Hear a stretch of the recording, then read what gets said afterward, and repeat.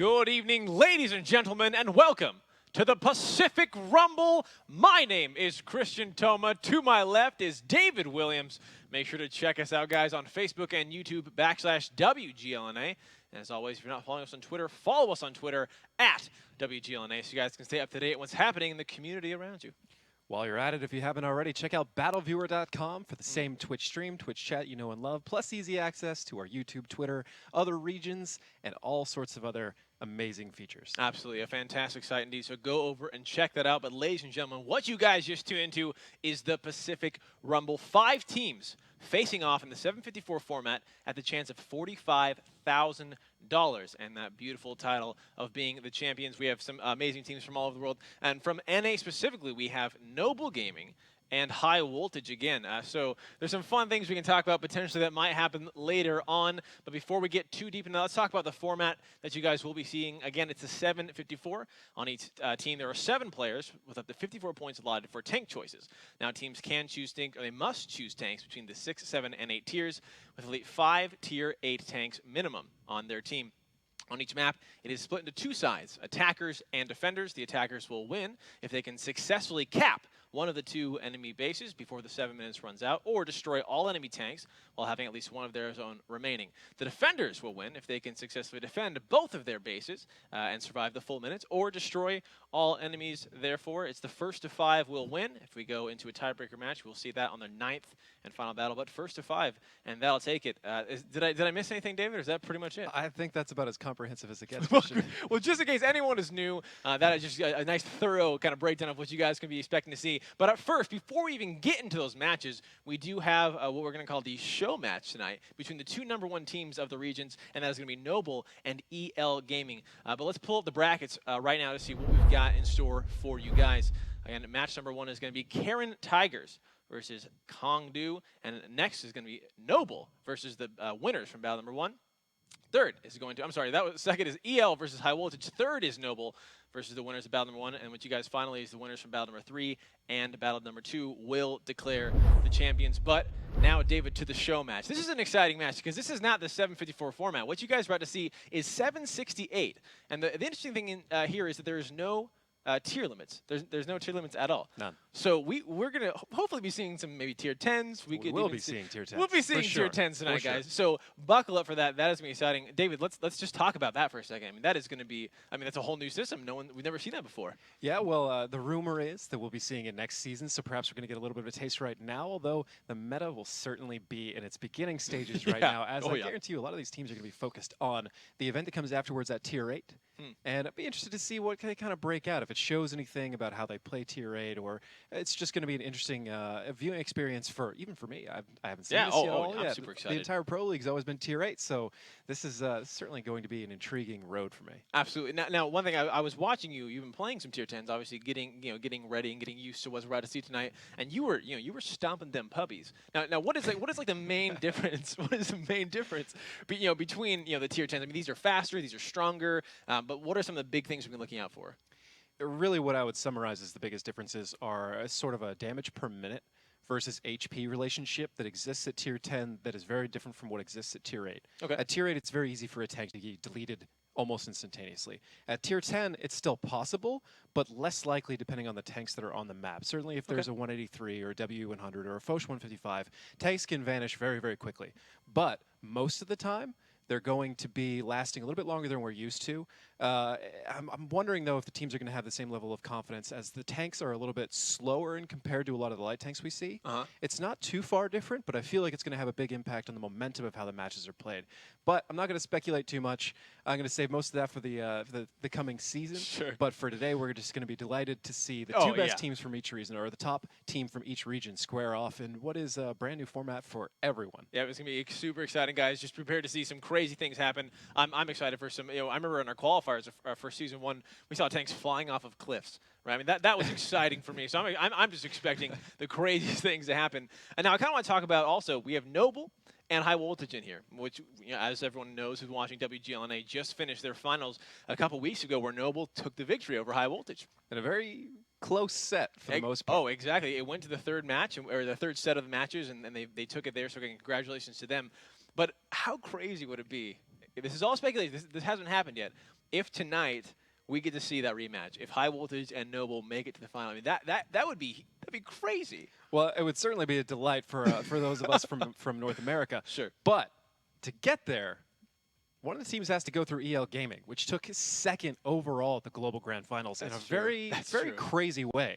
In a large way, they just were very aggressive, and they pushed people, and most of those teams weren't ready for that style of play, which struck a huge chord in my heart. As that is what you felt that before? That is what my team had always strived to do. And the format was a little bit different back then; it was a little bit harder. Now they broke that out. A lot of people were still getting used to it, and they changed the meta, the face of what World of Tanks was in that format for the following season. Everything sped up a lot more. It was a lot more aggressive, a lot more like dynamic play. Okay, well now we've talked about EL, we talked about Noble and High Voltage. Now we got Kongdu, formerly known as Arete. Yes. So let's talk a little about them. What do you know about them? What is their style? What is their history? Pretty much permanently the #1 team from Korea.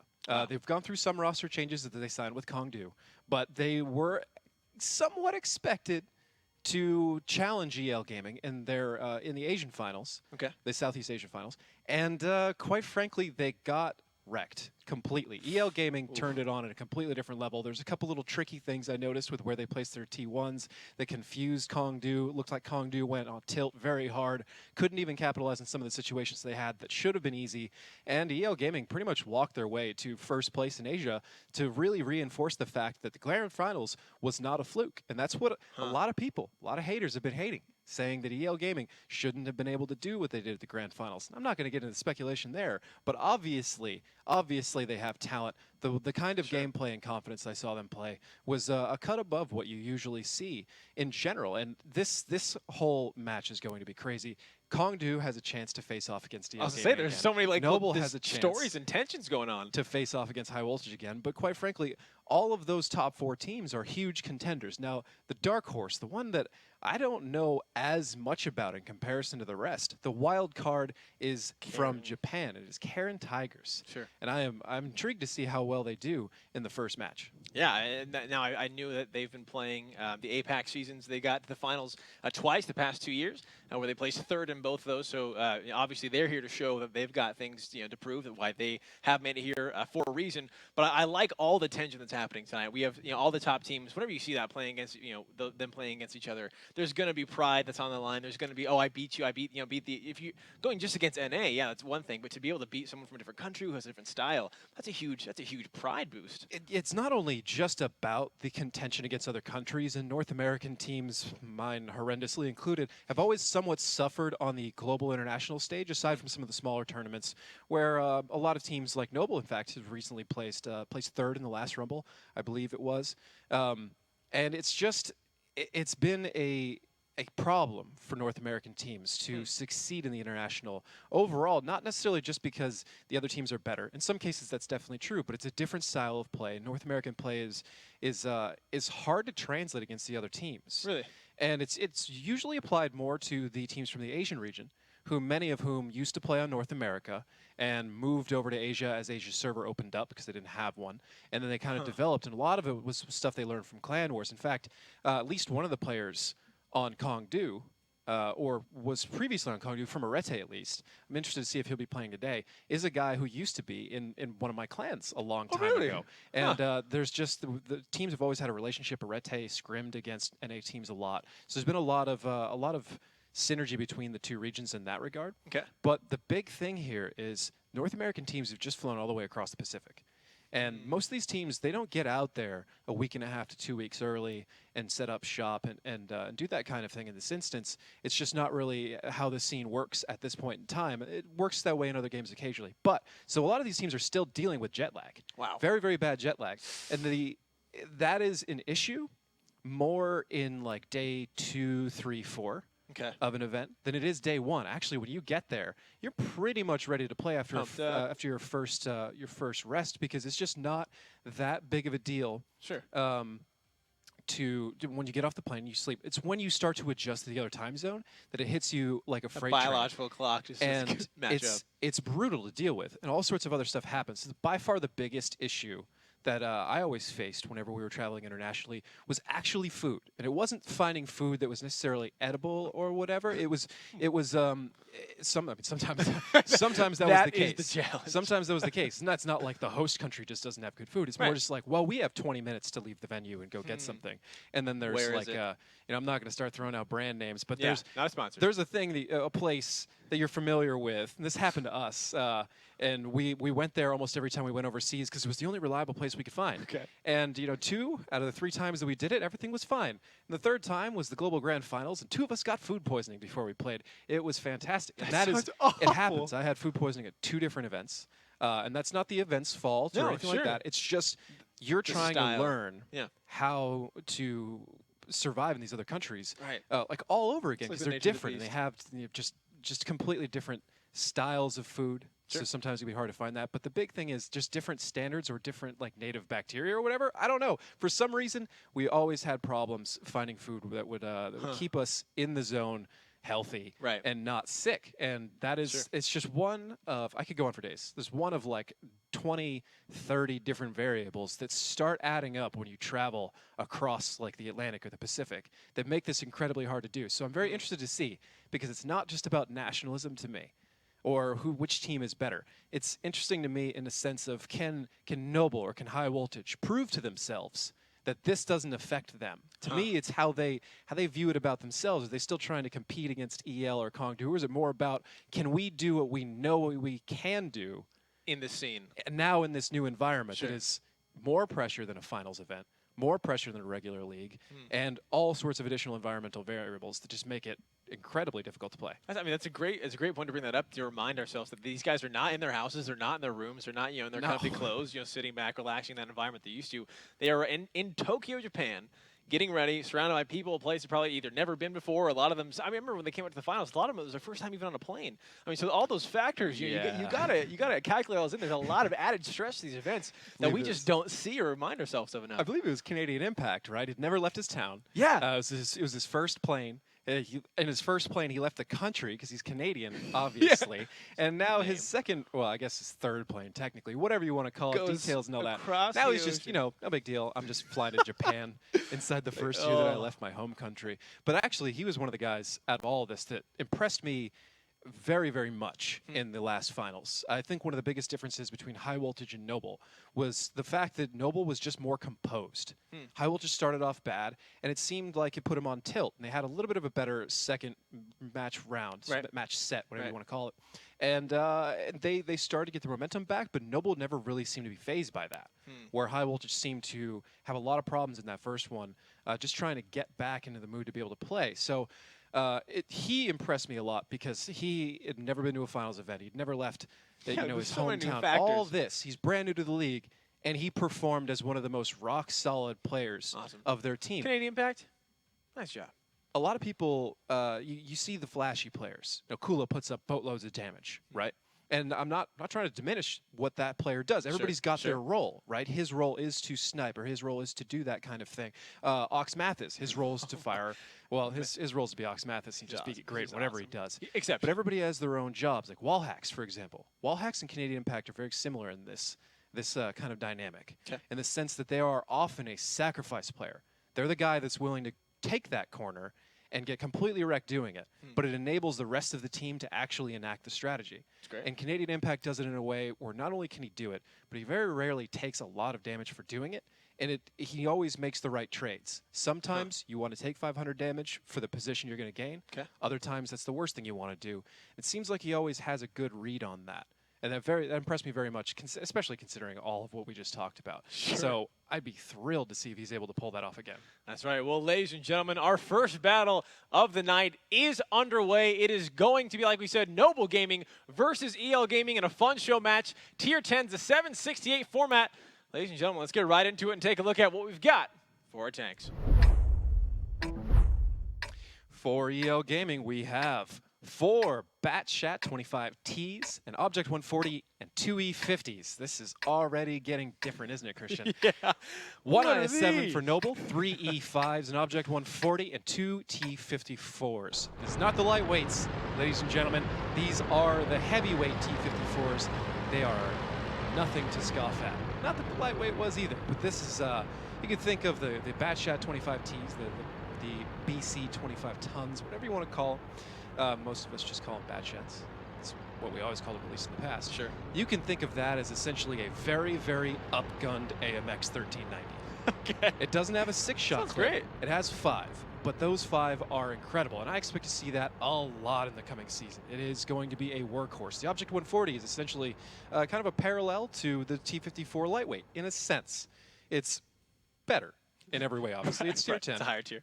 It's not a light tank. It's a medium tank. So there are some differences, but it's essentially its corollary side to side. The E50 doesn't necessarily have its own version at tier 8 at all. It is a very well armored medium tank, and there's not really anything that really shows that. You could somewhat maybe compare it to a Pershing in that sense of what it's used for, but it doesn't have the depression, so that's not necessarily a good comparison.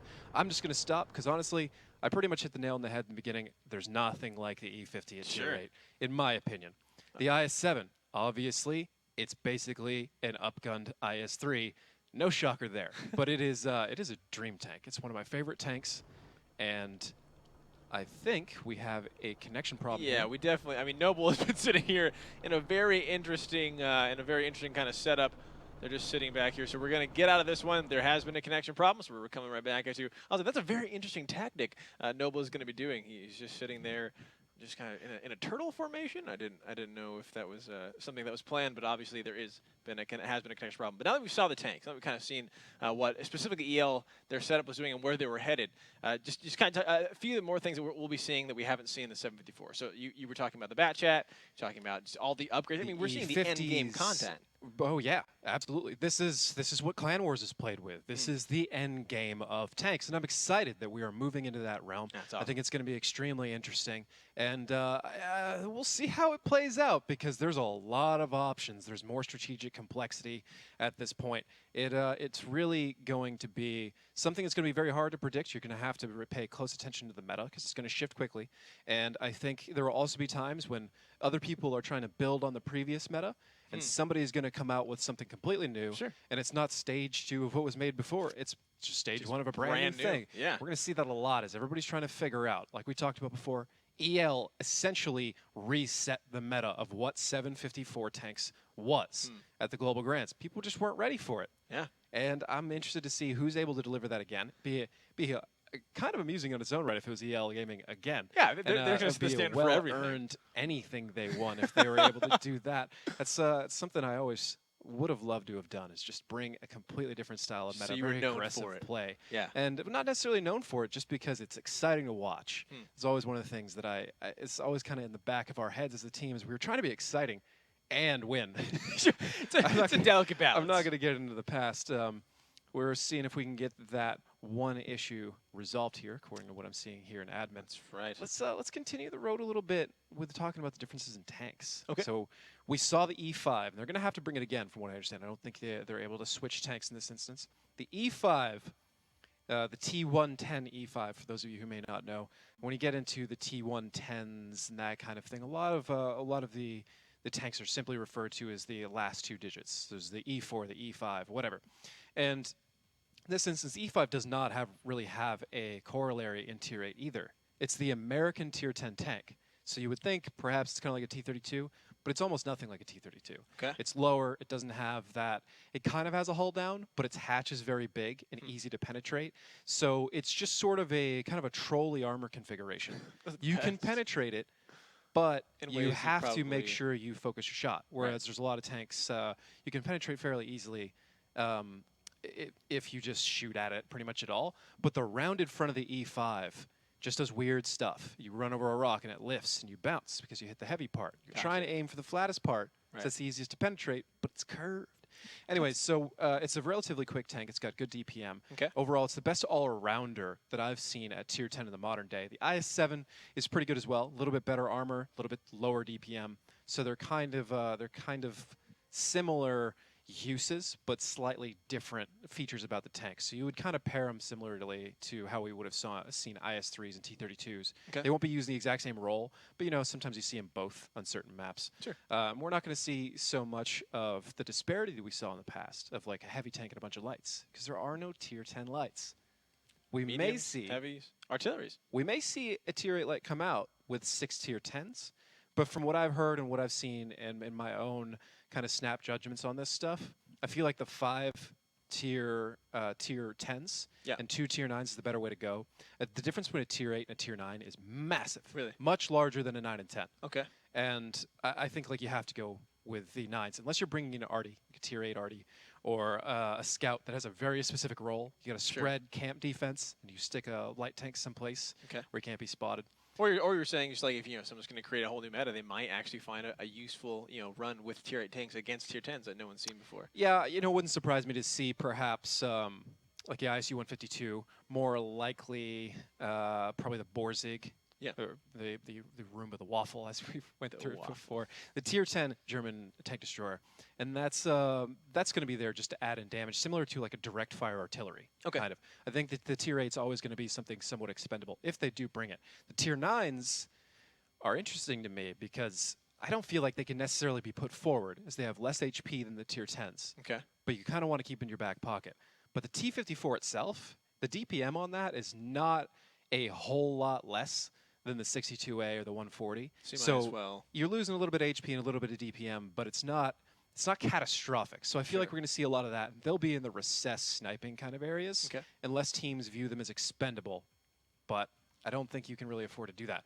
Anyways, I already said that I'm not going to do this, but you can tell.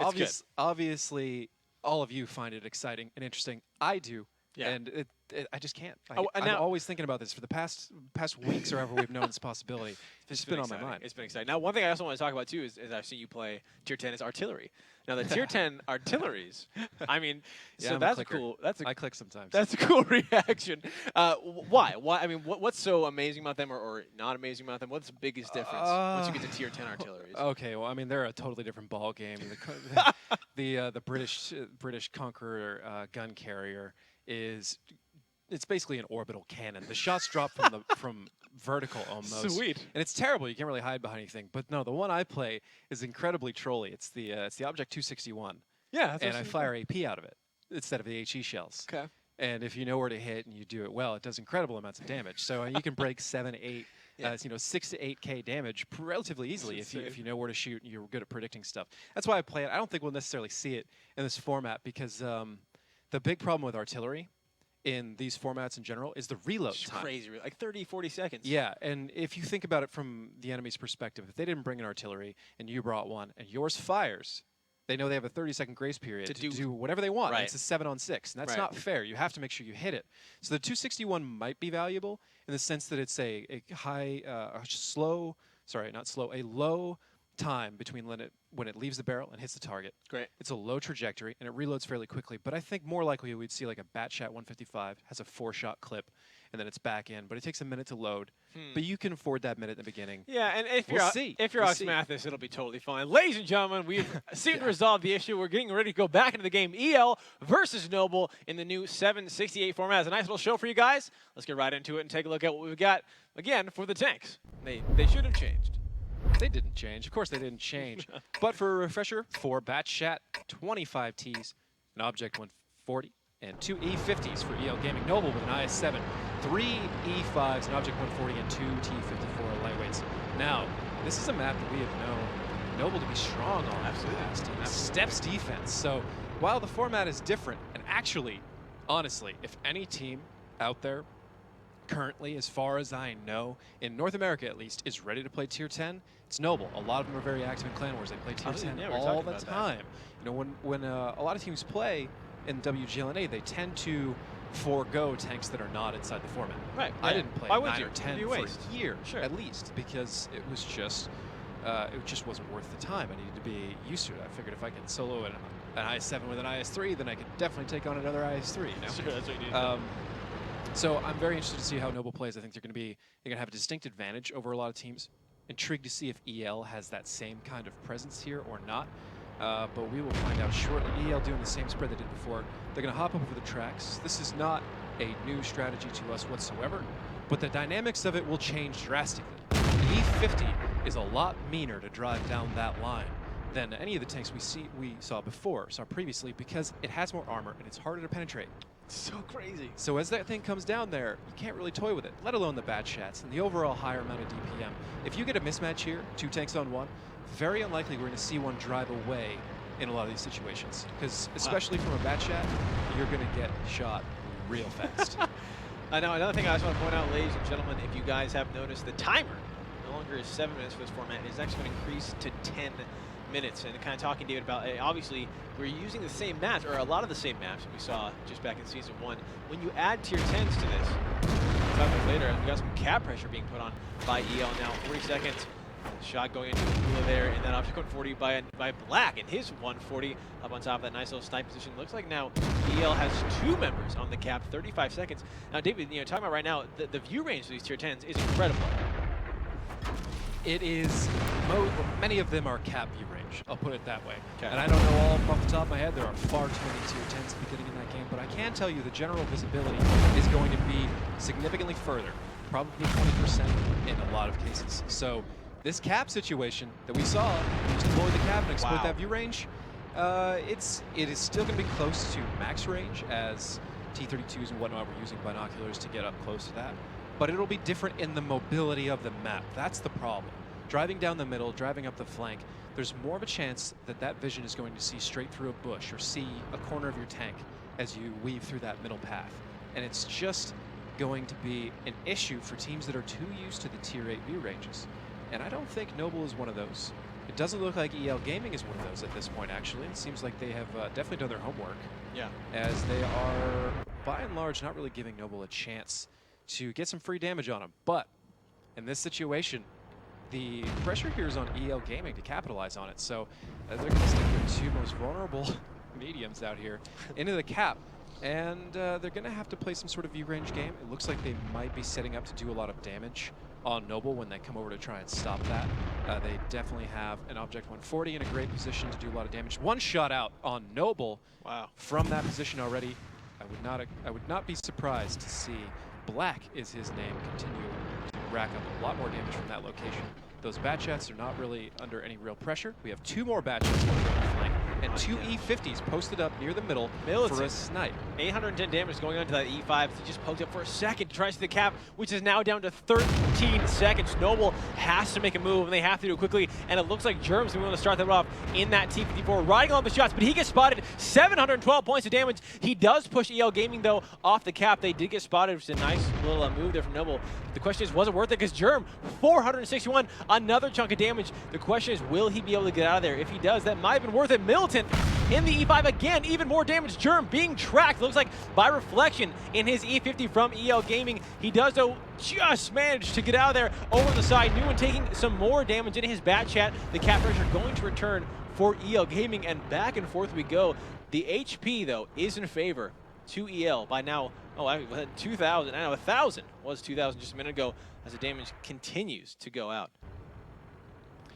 Definitely EL has poked the bear in this situation. They do have 2 bat jets coming around on Noble's flank, but Noble has already spotted this, it looks like, or they perhaps know exactly what is already going on here. They shut that down. EL's going to have to pull back, but there was a moment, perhaps, where Noble could have poured over the tracks and tried to pick up the remnants of EL Gaming that are left over here by the cap.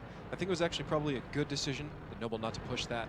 At Tier 8, go ahead and push it. Yeah. You'll probably blow right through it. Sure. But again, the HP and DPM relationships at this tier are significantly different, and I think Noble would have suffered big time trying to go over those tracks and pick up the easy kill like they might have in Tier 8. There we go, though. Marso doing a good job spotting, and Dodo's going to pick up the first kill. Ren going down for EL Gaming, and now Marsh is in a bit of a pickle there as he is now surrounded by the enemy. He's going to try to hightail it out of there, going back, retreating back to Noble, but Noble has done a great job killing a lot of time. 4 minutes and 20 seconds remain on the clock, and they did take a tank down. Marsh taking another shot, but over nice, taking down Akula in that object. 349 points of damage there in the T-54, and Dodo, the flank now, has been activated. The bat chat looks like Newman over there doing a good job trying to poke at Noble as much as they can. More and more HP falling, but it is still about that 1,000, 1,400 range here in between both these teams. EL still leading. It is a tank down for both of them. But again, time is not on the side of EL. They have to do this quicker if they want to try to find something. And finding Dodo would be a good start in his E5. He's retreating back to Marsh now. They're joining up. A lot of members of Noble are low. Looks like it's just Commander J who's the only one who hasn't been scratched yet. Germ just barely hanging on there. Meanwhile, over on EL, the HP is a little more well spread out. The question is, David, how much more can Noble do this? I mean, every time they poke up and get that spot to get the reset, they do take a lot of damage, and they have, they're on the retreat. Is EL Gaming doing a good enough job, or do you think they have to do something else? EL Gaming still has 3 minutes and 20 seconds left. They have a HP lead of some sort, but not enough, and one tank goes down. This is already starting to look a little bit worse for Noble, or for EL Gaming. Apologies. Better for Noble. And while Noble is certainly at risk here, it's not as bad as it could be, and this Bat Chat is all by itself trying to go against Canadian Impact. 1v1, the Bat Chat will very likely finish it off right now. There it goes. No, a low roll going through. The question is, no, Newman picks it up. I thought you were saying the Bat Chat takes down Canadian Impact, and that's another tank falling for Noble. It is now a 5-on-5. Fox takes a huge chunk of damage there in that Bat Chat. Now Commander J all by himself. Over on the other side of the rails, he's got to be careful now, as it looks like Shadows, Black, and Fox all pushing in on his position. More damage going through. The question is this what Noble wanted? Because the more time that they burn, the closer they get to winning this match. Shadows doing the shots on the cops to Commander J, but a beautiful bounce, and Commander J picks up Fox. Another tank falling for EL Gaming, and Black taking some more damage there in that object. 140. Shadows, a lot of damage, 765. One more shot, and that E50 will be going down. Commander J holding on just by a little bit. Both the shots miss for EL, and Commander J picks up another one. He is doing an amazing job all by himself over on this side of the railroad tracks. Black shot misses again. Commander J racking up the points. Finally, Reflection in his E50 is going to shut him down, but there's just 3 tanks remaining for EL against the 4 for Noble. A minute and 45 seconds left. Newman over in that Bat Chat will go down to Germ in his T54, and this is looking amazing for Noble Gaming right now. They just have to kind of back off, because I'm not sure there's much EL can do at this point. I don't think there's anything they can do whatsoever. They are going to take this E50 in, try and finish off Marsh, who is 1 shot away. Then again, Germ is also 1 shot away. Dodo and Militant aren't exactly looking healthy either, and there's quite a bit of HP on this E50. It is within the realm of possibility that Reflection can clutch this match all the way back for EL. Well, here we go. The first shot going out for Reflection. 355 goes to the E5, but he gets double tapped by both Noble and Militant. Militant goes down. Black picks that one up. Will he have a reload? No. Marsh picks him, and now it is just Black in that 140 against Dodo, Germ, and Marsh. This should be it. 56 seconds on the clock. I mean, Black haven't pulled a miracle here, and it's not going to happen. Marsh in that T54 taking him down, and Noble's going to pick up the first victory of our show match here against EL. I mean, David, you were saying how Noble is like possibly one of the most experienced teams right now with the Tier 10 format. They have been playing the tanks in the different formats before a lot of the teams, like we're saying, talking about just doing the 6, 7, and 8s, but showing there an amazing victory. It did get close. I mean, a lot of the tanks were really low. Just EL was trying to bait them out, and they're doing a lot of good damage while they were poking over. But it just seemed like Noble was able to kind of out-survive them. Was that what happened? Yeah, essentially what EL was trying to do is use that time to pressure Noble into poking up so they could take damage, get a little bit more HP soaked out of Noble as much as they could before they finally sprung their trap. And the time limit did allow them to do that, but basically what it came down to is Commander J's push over there at the end. Oh my gosh. Lasted way too long. Yeah. There's a lot of missed shots by EL Gaming, Yeah. a little bit too much time leaving Commander J alive, who's actually interested or intrigued to see that he is back. He did not play in the finals, and he's playing now. So I wonder what brought that about, if he's taking the place of somebody on the team, or if somebody couldn't make it. Who knows? We'll just find out. Perhaps get down to that later, or perhaps Commander J has turned it on and earned his way back completely, which would be interesting, as he has been known as a fairly good player in the past. Be interested to see if he's returned to form in a big way, especially in Tier 10. Sure. We're going to go right now to just what's going on right now live in Tokyo. Like you guys are seeing here, there are the players over on the side. We have EL, you guys looking at. And just coming back, kind of contemplating what they're going to do differently from next time. But like so Commander J, like you're talking about, it really did come down to that push. A lot of shots were missed from EL, and I think I saw like 3 go into the dirt, a couple even bounced. I mean, Commander J surviving way too long. There, a nice little shot of the stadium. If he were to go down, right? If he were to go through. With that, here you guys see the replay going at the cap going to 15 seconds. A lot was going down there. The nice reset. That was the first pickup there for Noble. I think it was Marsh popped over the side, got the spot, and was able to take those tanks down, pressure EL Gaming off of the cap, and doing it well, kind of long enough to be able to survive. It just really came down to, I don't know if it was. Could you say that if Commander J would have gone down sooner, would that have led to EL's Gaming's possible win there? Because it did get down to just a couple tanks being alive. There he goes, Commander J on the far right side of your screen, followed by the rest of Noble Gaming contemplating. Akula. Oh, they cut on us. Trying to see the whole team. Didn't quite get there in time. But, yeah, that was on the razor's edge pretty much the whole time for both teams. Yeah. And it's definitely interesting to see how all of that panned out in comparison to Tier 8. And Tier 8, what EL Gaming was doing there against Noble very likely would not have worked. I mean, we've seen Noble hold that exact defense dozens of times. Yeah. And they're great at it. They give up less damage than most teams do. And they always manage to get that reset. We saw Marsh go in for the spot at one point. Beautiful. Something we've seen him do before. Is a little bit of a trolly Tier 6 player, now at a Tier 9. So strangely, more responsibility, but still not the top tier tank, which we'll talk about it at a later time. It is still equally important for strategy, and some players kind of thrive there a little bit better than they do in one of the main tanks. But Noble perhaps underestimated just how much damage EL could do to them over that period of time. Okay. But the biggest question here is, will Noble be able to win on offense on this? And what exactly does EL have up their sleeve on defense? Because this is the map that essentially broke Arete's back when they played. Really? It's a very tricky spot that they used over the rail line. They placed a tank there to do the spotting. Okay.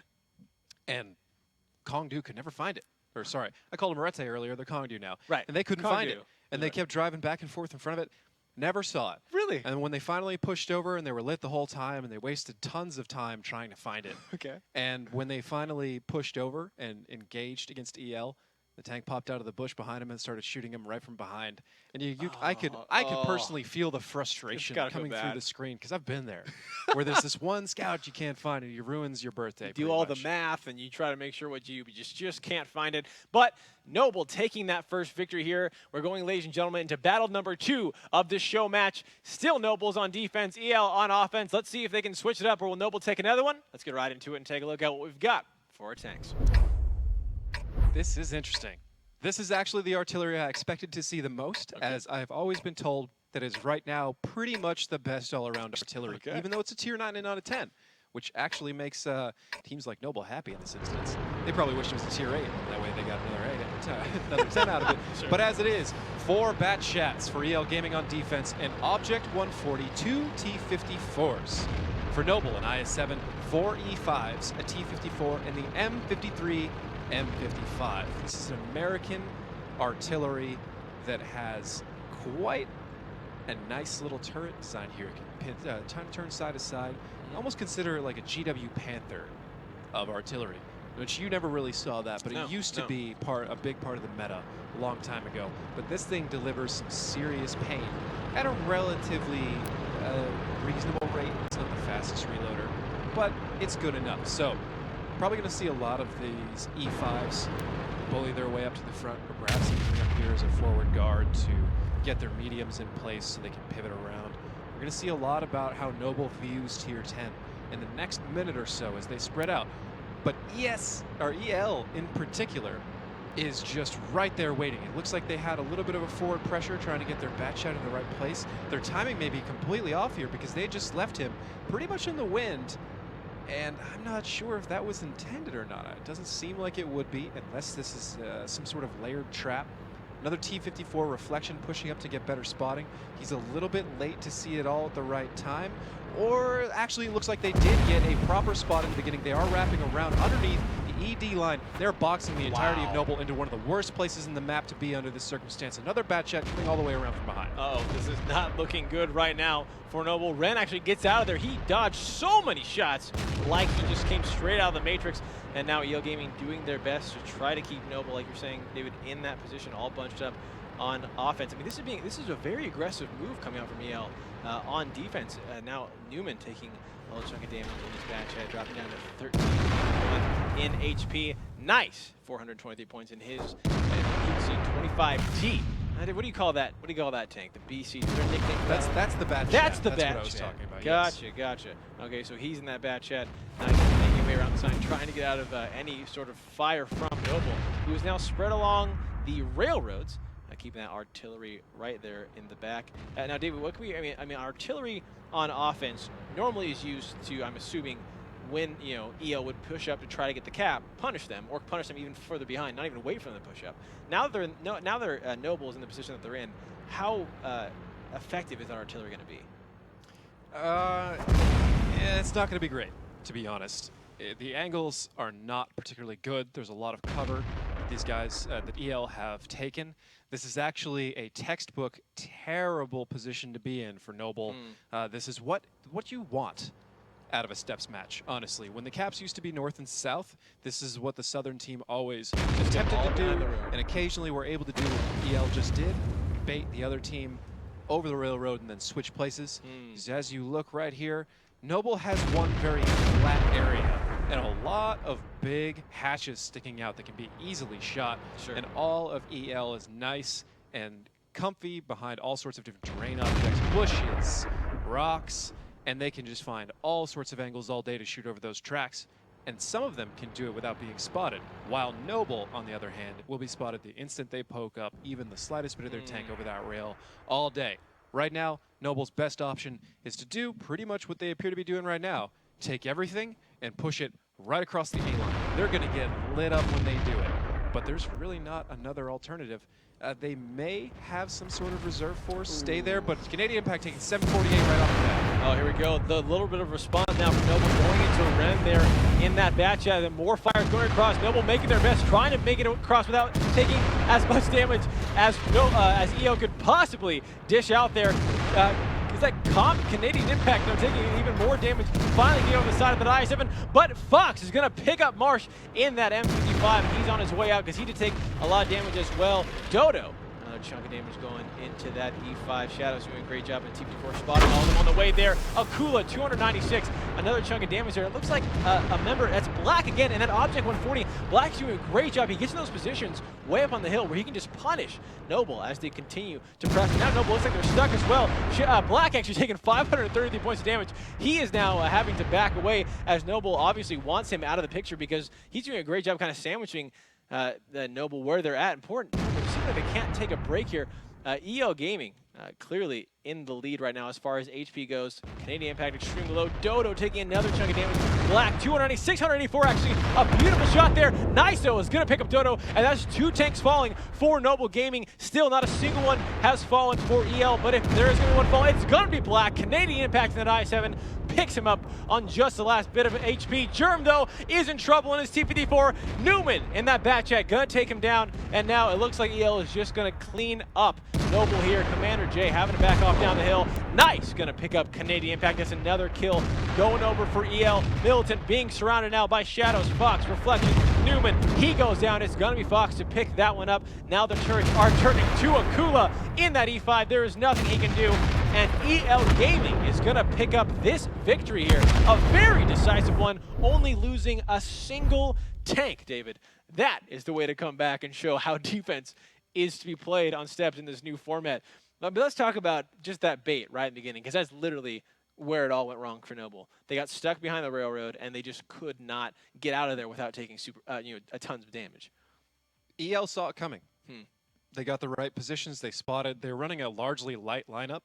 Okay. Notice no heavies. They're running entirely mediums. Object 140, Quick. Bat Chat, T-54s. Flexible, quick. This is EL Gaming. This is what they're after. That flexible gameplay. The only reason I see for them to bring the heavies they brought last time, it was just to get that introductory damage where they push through and take some of the damage off from the closing that distance. But once they got close, the flexibility, and they just proved that they know exactly what they're doing with them. Black's move into that fallback position that we've previously called the dry net spot was clutch. It's exactly what it needed to be. And he managed to rack up 3267 damage. So much. Oh, well, it's tier 10. It's going to be more, but it's still so much. For reference, the next closest had 2,200. After that, it was like 1,900. So he's almost double the rest of his team at that point. Oh, my gosh. And I think it's New Man. I don't think it's New Men. New Man. New Man. I just think it's Seinfeld every time. It's amazing. New Man. New Man. Okay, so Noble looking a little bit weak on that. I don't think they were ready for what happened there. And really bringing the artillery was a gamble that didn't pay off for them at this point, as it just got isolated and taken out very quickly. Militant got completely wrecked, and they all took a lot of damage just crossing out of that trap they got pushed into. There's just not a whole lot of room for error in this situation because the DPM on those tanks is just huge. Insane, yeah. Well, David, now it looks like we're going to be going into Mines. Now, Mines is a map that we've seen Noble struggle on, but they did struggle on it, would you say, because they were going against High Voltage, who was just the king of Mines? Some of it was High Voltage. Certainly in the finals, it was because they were going against High Voltage. Yeah. I mean, let me rephrase. It's because they were going against Ox Mathis. Not, I'm sorry, High Voltage. The rest of them are also great, but that map in particular, Ox Mathis destroyed. I don't even think they would argue with me. Ox carries them completely on that map with how much damage he does in an artillery. Sickening. But Noble certainly stepped up their game on it at near the end of the regular season. Okay. And previously they were suffering on it because they were running too slow, too heavy, and unflexible. And you cannot do that on Mines. Okay. But Tier this is 10? now tier 10. Tier 10? And this is a very small map for tier 10. And I would not be surprised to see an artillery on defense because it can very easily delete a tank right off the beginning of this match. Really? I would not be surprised to see any sort of chaos, honestly. I expect this to be an incredibly different ball game. It's going to be fun. Compared to tier 8 because it's small, the vision ranges are longer, it's a lot more damage for that introductory push up to the hill. Yeah. You know, it's like, well, let's push some T-54s. No, don't. Maybe they'll take a little bit of damage. Don't do that now. Because if they get tapped, you will die. Yeah. So, honestly, I hate to say it, I'm fairly clueless about what's about to happen right now. I expect it to be somewhat similar, but it would probably be like 1, 2, and 9-0 pushes. I feel like the middle is pretty much a death trap at tier 10. Sure. Maybe we're going to start seeing, the Eastern Cap.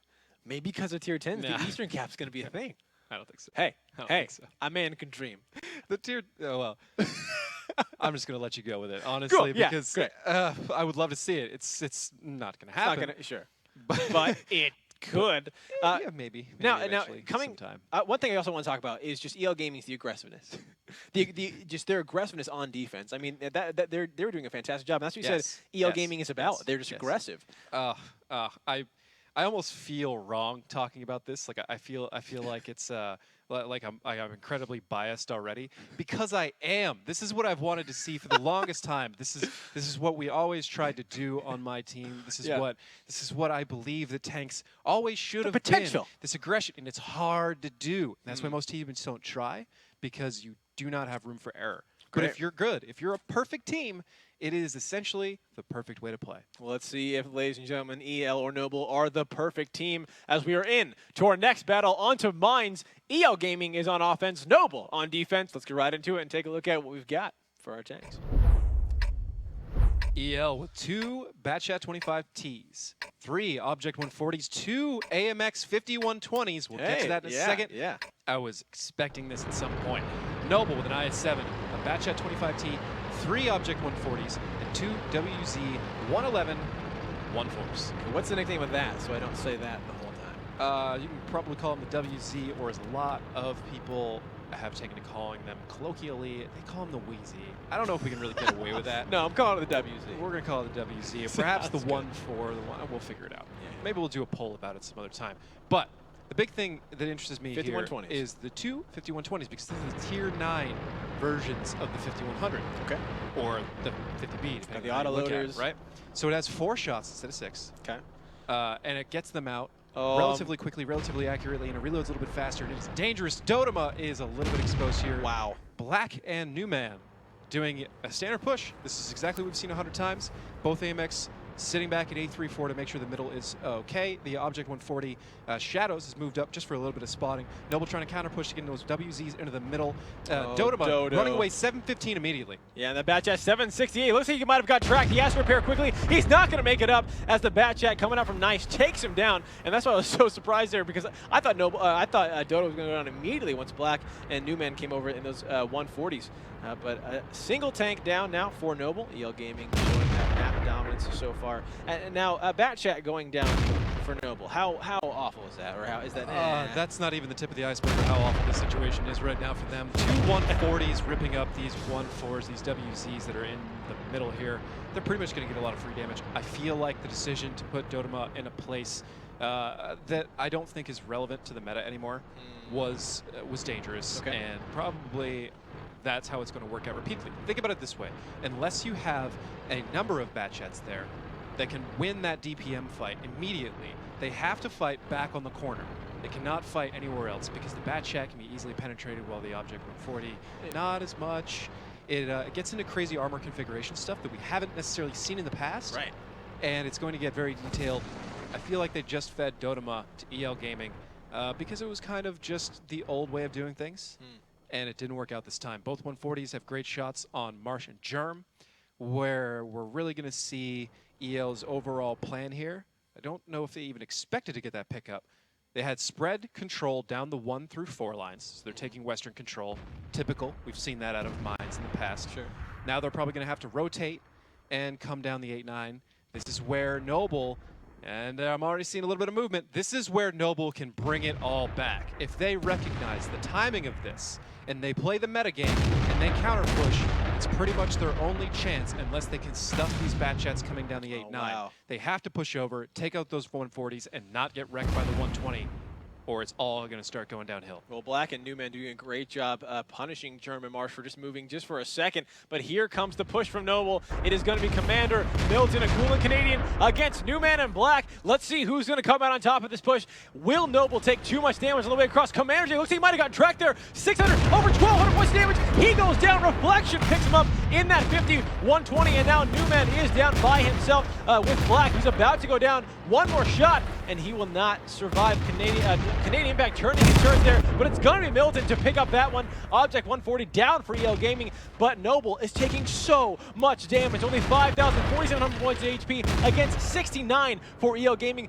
Newman in that 140, one more shot. The shot from Milton actually bounces, but Akula picks up a time before Newman has a time to get it. Nice, actually going down as well. Marsh doing a great job, and here comes the push from the hill. Marsh and Germ against Shadows and Ren. A Batchat and a 140 against 2 WZs. Who will come out on top? A lot of damage there going into Shadows. One more shot, and he should go down. The question is, will he pick up a kill before he does? And it is true. Shadows takes down Marsh. That is another tank falling. It is 4 for the side of Noble against 4 for the side of EL Gaming. The HP has gotten closer. Noble's doing a great job trying to claw their way back here, but Germ is in a predicament. Shadow shot should be up soon. No, it's going to be Fox in that 51-20 from the Lighthouse to take him down, and Canadian Impact in that IS-7 taking a shot.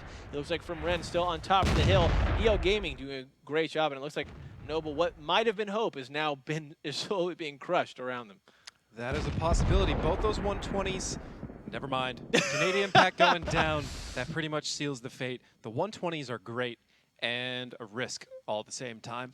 They're kind of unreliable in a couple ways. They don't aim as quickly as a 50B, but they're great usage of 9 points as opposed to 10. Okay. I've really, like we talked about in the beginning, I expected to see the tier 9s used as snipers a lot, right, as that backline defense, that thing that you can't push on. Right. And out of that, the 120 is one of the better options, as it rattles off shots relatively quickly and has quite a bit of hit points in comparison to, say, a T-54. T-54 is more about sustained damage. We won't get into all that right now. Look at EO. They're like, you know what? We're this. not going to They wait. know it. They know it. We're just going to push right now. Reflection taking the first shots of damage there in the 120, but they're going to shut down. They're just going to kill Milton and Akula as quick as possible. Ran with the first shot going around. Milton goes down. Now just Akula is alive for Noble. He is getting surrounded. They smell the blood. They are sharks in the water. EL Gaming is going to pick up this victory onto mine. Akula doing as much as he can, trying to shove Ren there off the side. It's not going to work. And another victory go for EL, now making it 2-1. and this fun show match. But let's kind of talk about Dodo. I mean, just right in the beginning, he goes down with no response from Noble. If you were to send 2 members over there, would that have done it, or do you say, hey, don't go there at all? You have to have a staggered trap there, or some sort of forward spotter to make sure things are actually coming down those lines. That's difficult. This is a very hard map at this tier. Sure. Anything I say is going to be wrong on some level and kind of correct on another it's level. All new. And I really don't like talking about things that I don't know for absolutely sure are the accurate representations of this. I'll do that. Not that I think anybody really has a full grasp of what's going on right now. But what I noticed the most, a little aside here, Akula put up 4,320 damage.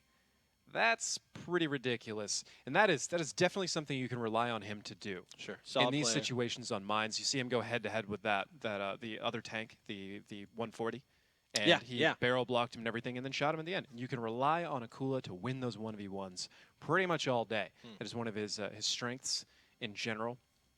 Looks like teams are going to switch sides here, and we're going to see the reverse with Noble on offense.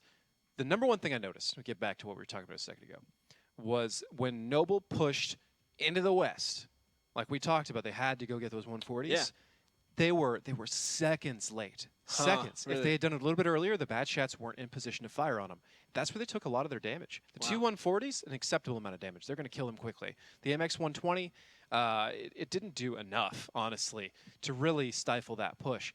Where it all came down to was just a little bit of mistiming or delay, or you could look at it as EL Gaming's mistake, is that they didn't get those bat shots there faster. Okay. But either way, what it came down to, Noble pushed when the bat shots were there, and if they had pushed a little bit earlier, they very well could have walked away with a win on that. Wow. One other thing, too, is they did. I mean, I think the 2 fights, it was German. I don't know if it was Milton on the hill fighting against the other 2 members of EL. And they were doing a great job keeping them at bay. They got extremely close. They actually took a tank down. Then they lost. I believe it was Milton. And then Germ fell, like you guys just saw on that highlight package. But, yeah, like you're saying, Noble could have had that. And they did get relatively close. Now, again, the theme that I've been seeing right out of EL, again, we talked about it before, is just aggression. And it's something that you said, you briefly mentioned, is that if you don't do it right, it could fall apart. I mean, it really takes a lot of practice. Yeah, so we didn't really get a chance to talk about this a whole lot in the past. And aggression is not just this mentality of let's just be aggressive, or as people would call it, YOLO. It's not suicidal. To do it right, to do it the way EL is doing it, it's a lot of planning, more planning than a defensive spread camp takes.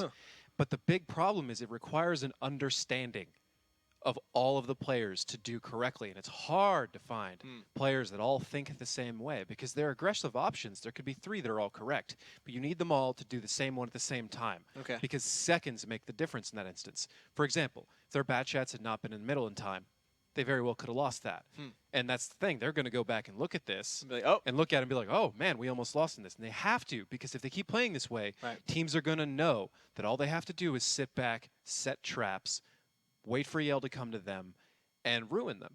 We've seen EL be aggressive on defense. Once EL gets known for this, they're going to have to add in a different style in order to break it up. Because if you're too readable, and I know this from first-hand experience, you do the same thing all the time, even if it's ideally the best thing to do, eventually teams spend enough time counter-stratting you. If you're 3rd, 4th, 5th place, you probably get away with it a lot. But when you're number 1, the target's too big. They're going to find out. Well, ladies and gentlemen, let's see if EL is going to increase that target on their backs, or if Noble Gaming can come back and tie it up as we're into our next battle on to Mines. David, walk us through what we've got for the tanks. EL Gaming with 3 Bat Shat 25Ts, 2 Object 140s, and 2 AMX 5120s again. Noble with an IS-7, 4 Object 140s, and 2 T54s. Looks like EL is already breaking out the aggressive spread. 4 Bat Shats, 3 Bat Shats going up the right side here. Oh, but we up talked about this hill push. 2 140s going to the middle, 2 5120s. That's a lot of firepower, but Noble's going right over the middle, too. Let's see what's going to happen. Actually, a lot of damage there going out the first onto EL. Even more, Noble doing a great job actually finding the shots onto EL Gaming. Shadows and Reflection were the ones to take that damage. Another shot going out, no damage there, but a great opening kind of push there from Noble. Unfortunately, they are now all backed up, and they're getting flanked right now. EL Gaming from the back. Let's see what's about to occur as Ren, Nice, and Newman coming to those bat jets, and it's all over now. Germ goes down. A first tank falling for Noble Gaming, and the shots going across the board. We are now going around the circles. Every bit of damage does count here. Kula finding reflection. Shadows picks up Marsh, and it is absolute chaos here on top of the hill. Dodo picks up Black. Nice finds Milton. A back and forth for both of these teams. Newman are in on the retreat as Commander J picks up Shadows, and it looks like it's all tied up 4-4, but Fox is gonna go down, and Noble actually coming out on top from that hill fight. A beautiful dominance there from the aggression team. EL Gaming just maybe not hitting those shots, but just the bat chats remain. Ren, Nice, and Newman are all that's left of EL Gaming, and that was an explosive just set of events right there. It's certainly not over. That's a lot of autoloader strength. I do not think they have enough to cut through the remaining HP. Oh, here comes Ren so again. They very likely are in trouble, but Ren trying to make a capitalist move right now, capitalizing on Noble's spread a little bit, trying to dump that clip and get out. No, but the first shot he actually missed. He only hits a little bit into Commander J, and he's getting absolutely punished. 1,500 points of damage. One more shot, he'll go down. It's going to be Dodo to pick that one up. Nice now, trying to find an I-7. The question is, can he before Dodo gets there in time? Commander J taking some damage from Newman. He actually goes down. The 140 dropping to that bat jet, and now Dodo and Canadian against Nice here. One more shot. Nice should fall in his bat jet, which will just leave Newman. There it is. Dodo picks that one up. It is now a 3v1 in favor of Noble, and they should pick this one up, which is going to tie up this entire match 2-2. A very fun battle indeed here. Dodo coming off the hill, looking for Newman. He's just on the run. Akula gonna back up that buddy, and it looks like Canadian is coming around the I-7. The question is, the final shot is gonna be Akula. Picks up Newman. What an explosive battle. Now that was the Mines that we know and love. That was the Mines that is a blast to watch. But let's talk about this, because I even said it. I said it's all over for Noble when I saw those three bat jets coming around. I'm like, it's over. Germ's dead. It's going. But, I mean, my goodness. I mean, it was crazy. I don't really know what happened on top of that hill, although I do know Noble came out on top, and I'm extremely impressed with that. So you're talking about how it's all over, and Yeah, I was in the back of my head oh, thinking, man. this is a perfect example of what we were just talking about, because EL has to hit all their shots. They brought all autoloaders. Oh. So good if they point. miss Good or a point. tank dies early, the DPM per HP relationships get skewed, and then all of a sudden the single shot tanks like That's T-54s insane. start shining. And this Oh. this was my life for the longest time. I feel Like like I'm watching flashbacks. some of my old matches. This is exactly how it would go. We would either roll out and take down people using autoloader or overwhelming force, that kind of stuff. Yeah. But if we made a single mistake, Done. over. Done. Teams like Noble would come back. In fact, we used to practice the people who are now Noble, and we did this to them back and forth. I would not be surprised if right now some of them feel a little bit comfortable here, like, hey, you know what? We've been here before. We've had that flank happen from us by high voltage during the season. We're used to that. We're used to this autoloader stuff. We played 742. This isn't that hard. We know what we're doing. So, you know, EL essentially kind of young blood. They may have to learn some of these lessons Sure. over again. Well, what a great because time to learn them, too. That's just too many autoloaders. It is great. It's perfect if you're perfect. Oh, there we go. But nobody's perfect, and it'll come back to haunt you. Yeah, but there you go, ladies and gentlemen. As you see on the screen right now, EL Gaming coming up, flanking Noble. Germ, again, Germ falling down so quickly. I was like, well, this is it. We got the, EL was flanking. They got it all in the bag. Kula picks up Reflection, and from there, the back and forth just ended with Noble in the lead by a whole tank. I mean, it was 3-4 once they ended that. That's also what's impressive. They lost a tank in the beginning, and they came out with a tank up. I mean, that is absolutely phenomenal. Well played from them. I love to kind of get those POV shots just to see kind of what they were seeing in that moment. But let's kind of talk a little bit more about that chaos of just when you're up there. What is going through your mind as a player? I mean, what's the communication like? Is it like, is everyone screaming? Is what's going on? If you're going to play with autoloaders, you better have a formalized system of communication that is streamlined, because if you're all talking normally, it's pure chaos. No way you'll ever do it. And for us to be able to do it, we had to script our entire conversation out into very specific ways of reporting things and what we're shooting at. Because what's going on there is, as soon as they are in and around where Noble was, they're trying to focus fire tanks down to take guns out of the fight so that those guns can't do damage to them. It's pretty obvious, right? What's not necessarily obvious, unless you've been in that situation, is that once you start focusing a tank, another one will cover them. And if they can spread all of that damage you have in your clip out amongst a number of tanks, you're done. And you didn't kill anybody, and there's just a whole lot of half-health tanks Got there. a lot of reloading to You're do. loading, they're not, Right. and you're the one that's going to start losing barrels real fast. Sure. And it's going to all tilt back. And Noble knows how to share HP. They do clan wars. This is what high-level team play is about: sharing HP, staring death in the face, and knowing mathematically that it's not over because it feels over. It doesn't matter. You could do that 200 times. And as soon as you start getting lit up by those bat shots, you're like, dude, I'm dead. I'm dead.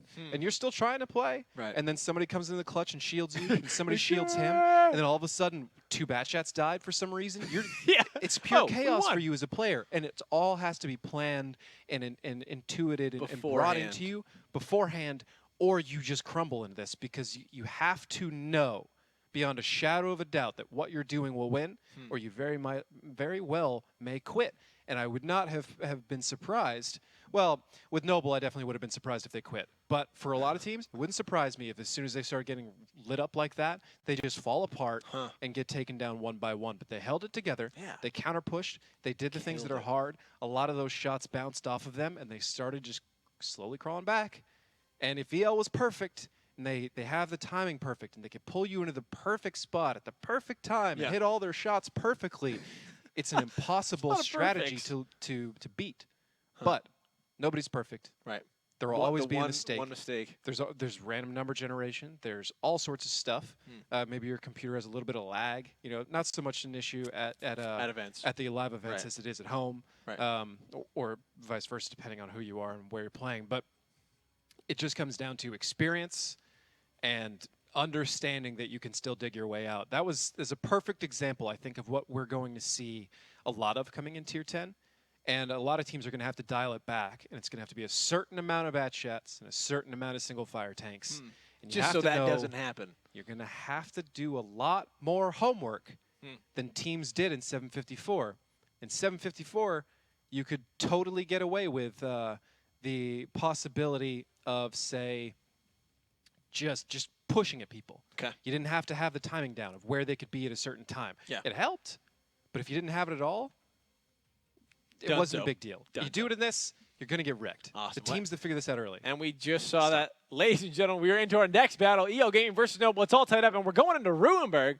New master, you guys, all night. Let's get right into it and take a look at what we've got for our tanks.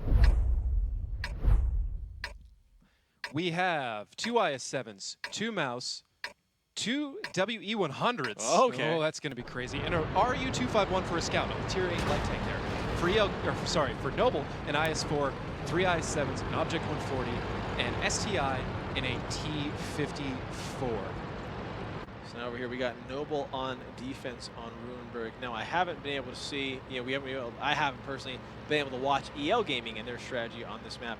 Let's talk a little bit about, kind of Noble and what they can do. Obviously setting up, looking for a cooler right now. He might get lit up. Let's see if no. Oh, the blind fire coming out, but just misses that Object 140, and he ducks here in some cover here at EL Gaming, just trying to find any sort of early damage that they can. But David, some of the new tanks you were talking about, I think EL Gaming that they have brought. We have the RU-251, which is a new tank, but we didn't really see a lot of them in our first season. But also looking at the mouse, what tank is Ren using right now? The Mouse? Yeah, the Mouse or the Mouse or whatever you want to call it. It is the Tier 10 German heavy, and is actually the first German heavy that there was. Or sorry, first Tier 10 German heavy. There is also the E100, which came out a little bit later. But this thing is a brick.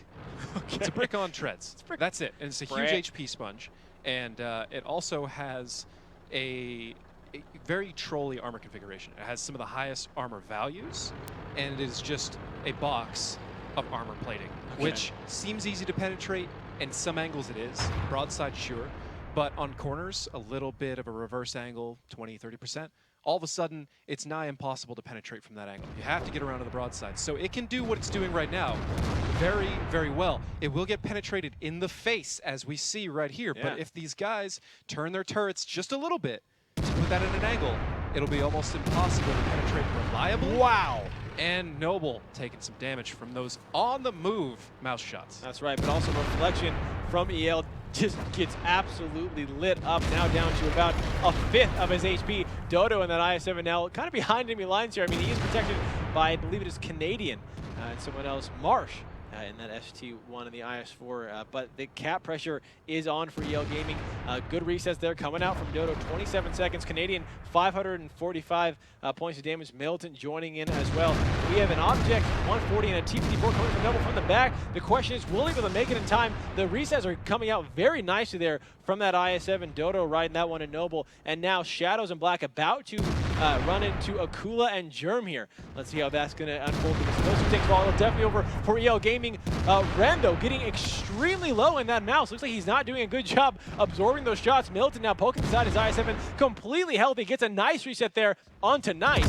And now Dodo taking down Nice, the first tank falling for EL Gaming. Ren should be falling any minute now. 387 points of damage. Reflection can't really do much to help, because if he pops out, he is going to get lit up as well. Fox in the back in that E100 trying to support his team. Looks like he actually isn't moving as well. Just waiting for Akula to come out. But meanwhile, on the cap, we still have Newman and Ren extremely low. They should be going down as Reflection is getting out there. But Germ smells us, and he is backing out in that T54. Noble doing a great job controlling this map. And once Newman goes down, that is 3 tanks falling for EL Gaming. Not a single one. Well, as I speak, Germ gets picked up by Shadows, but it is now a 4v6. And if Noble can just collapse this without Akula going down, they should be able to have this one in the bag. A huge shot coming out from Shadows, 609 points of damage, 597, and one more he'll go down. But it looks like Shadows might not have it. He's actually on the run. Oh, he's looks loading. Like he's got to load. Yeah, it's going to be Akula. He's going to get out there, but he's going to find Milton. No, Akula picks him up. A beautiful turnaround there from that 140. Black, Reflection, and Fox are all that remains from EL. Black taking a shot there. Looks like he wants to take down Akula as soon as possible. He's lined up the shot. His turret actually moving extremely slow. Akula doing a great job trying to just dodge that turret where he can. Fox picks up Dodo. Blacks explodes Akula there. I'm not sure if he hit an ammo rack or what, but Milton coming to try to find any sort of damage there onto that IS7 versus an IS7. 469 coming out from Commander. It is a 4v2 now in favor of Noble. The HP, though, isn't super far. Actually, EL is in the lead as far as HP goes. Fox in that D100 doing a great job. And, I mean, David, could this still turn around for EL Gaming? Honestly, it might if the W100 is low. No, at this point, I do not think he has.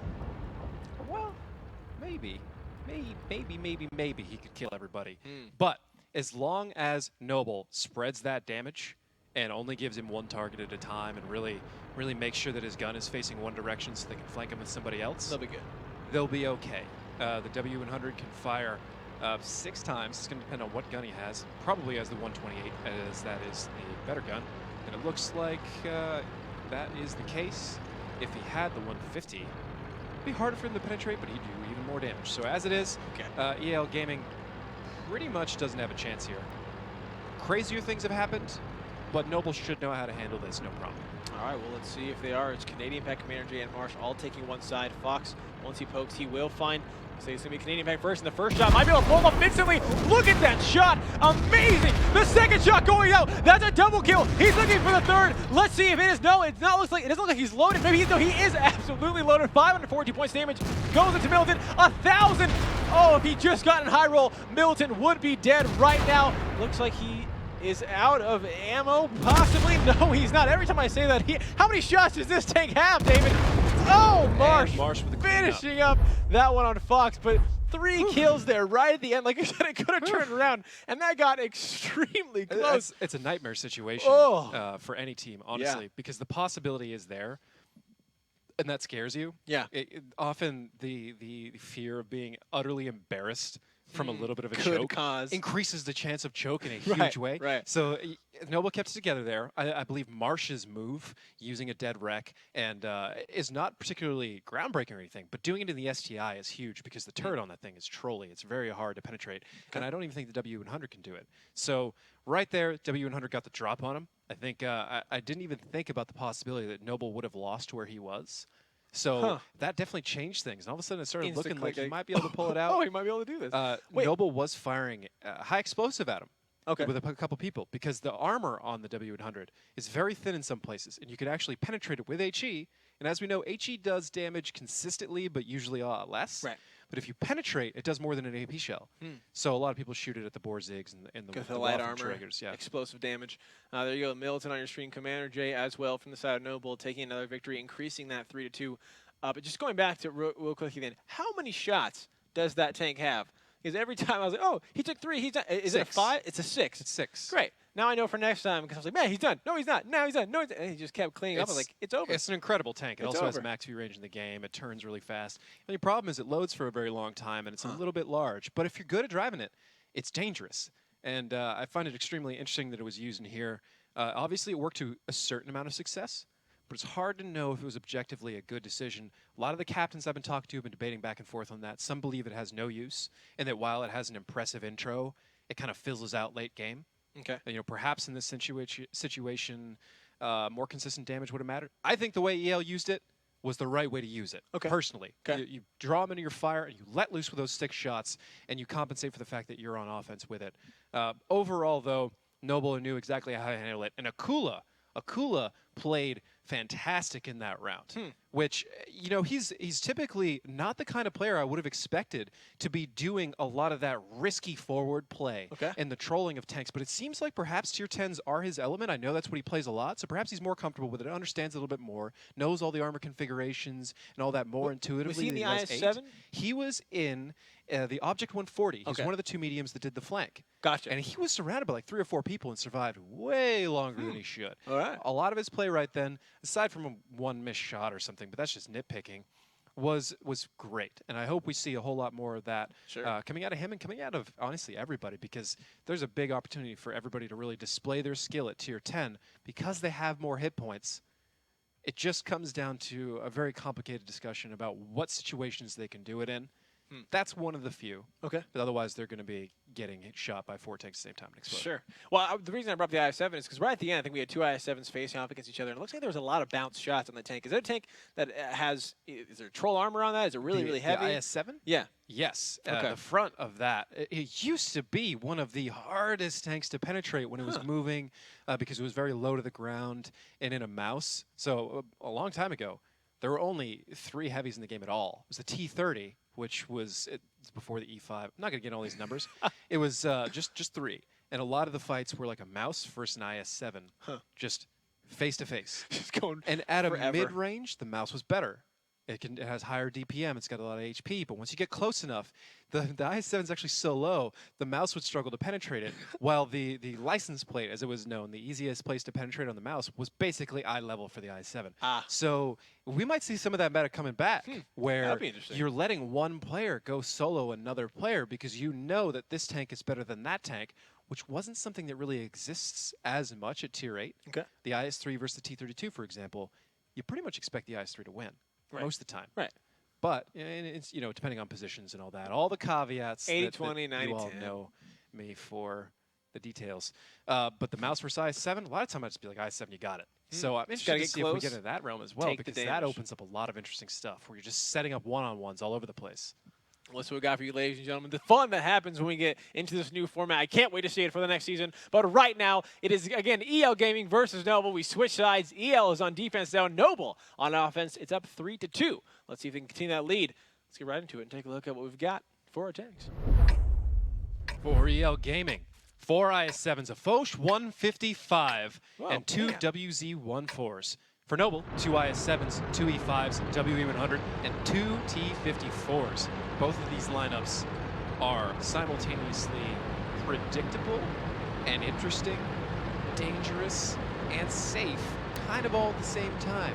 It's hard to describe the variety of different ways that all these tanks can be used in these configurations. They're not, so many of them are general purpose tanks, the IS-7s and E5s in particular, that it's hard just to say, I expect where that's going to go and know for a certainty.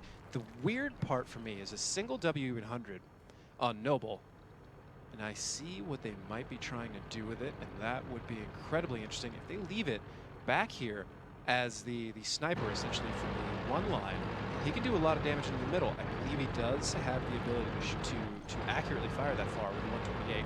That is a sizable amount. We've seen a lot of the F-Road play in the past. And he can take over that by himself without pushing all the way down the middle like that. Which we saw a lot in the past. But a little bit of a fight coming out in 0. Yeah, looks like Newman in that IS-7 against Dodo in that T-54. I'm hoping that he gets out of there soon because I'm not sure he can survive for too much longer. Obviously, if EL Gaming does push out, they will get some fire from Noble, so maybe he's in a nice little safe position there. But as far as going to that K0 line, we talk about so much, the good control there. EL Gaming does take it. They've got an IS-7. Now, David, let's talk about just that tank in that position. What are we going to see? What do you think we're going to see coming out of it? Are you talking about EL's IS-7 over here in the 0 line? Yeah. He is just a strong armor configuration doing the same scouting run we've seen a lot in the past. Okay. If you did that with an IS-3 at tier 8, it would die. If you do it with an IS-7, there's a chance it will survive. It's a more reliable armor configuration. It's a weird... Wow. Ren taking a ton of damage. Germ picking him up from the E100 there. And IS-7 going down instantly in Delta Village. And that was a beautiful amount of damage there coming out from Noble. I didn't even see where it all came from. I just saw his health drop and go down. So that's a tank already fallen for EL Gaming. A nice pickup from Noble there. A lot of that coming out of the E100 for sure. It's what we were talking about. A lot of time you try and get that shot down the F line. And he got it. As soon as EL started moving a little bit lackadaisically across that field, they walked into a cone of fire that W100 was able to rip up. Looks like the mediums did a little bit of forward spotting for it, perhaps taking a shot by Kula as well. But either way, the result is the same. One IS-7 down for EL Gaming already, and they are on defense. Now they're down on HP. They've got a very perplexing spread, if you ask me. Black all the way back in A3. This is pretty much a spread that all Noble has to do is decide one area to push, and they're going to win, especially the southeast. So I feel like we're getting a little bit of a read on what has confused other teams about EL for a long time. The more recent meta, especially what came out of the earlier formats, was not really playing on hunches or assumptions as much. It was very controlled, planned. Everything was safe, factually based decisions. And it was usually a risk to take some sort of gamble. Looks like EL is not scared to play that gamble.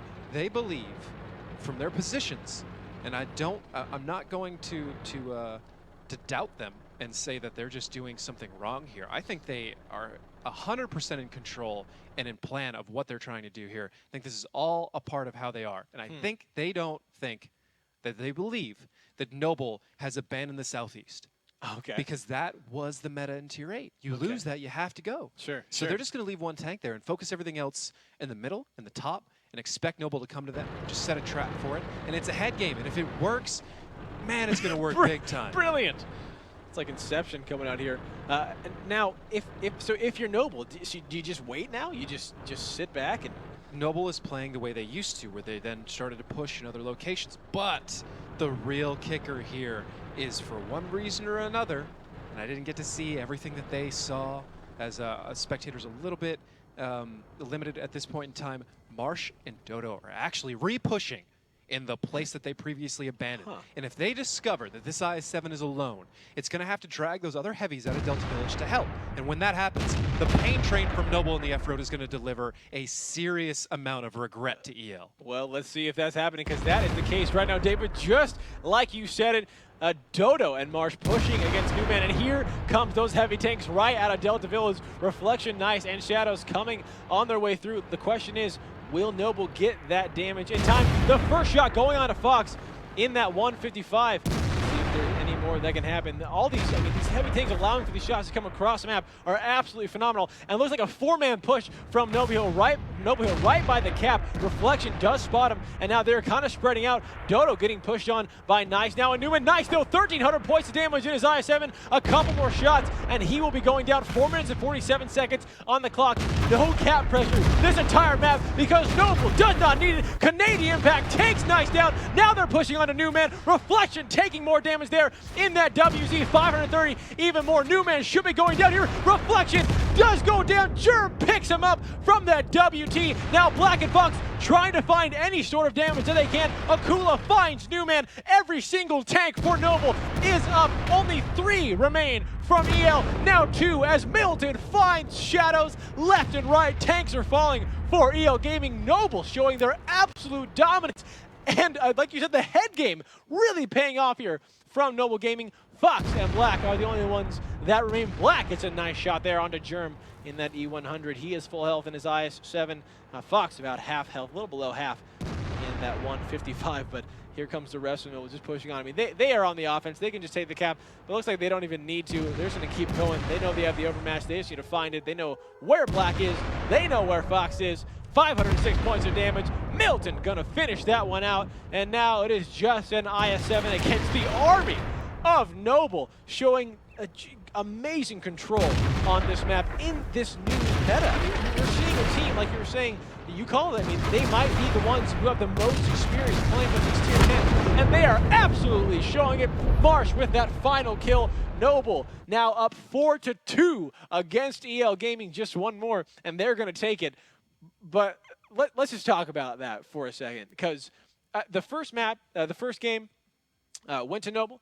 Second game went to EL. I was like, oh, it's going to be a back and forth, and then Noble just turns it on left and right. Now going into Ruinberg, winning both attack and defend. They're showing that they're ready for season 2. I mean, I'm so excited to see these guys in the actual season. They're ready for whatever format they're going to play. Not just season 2.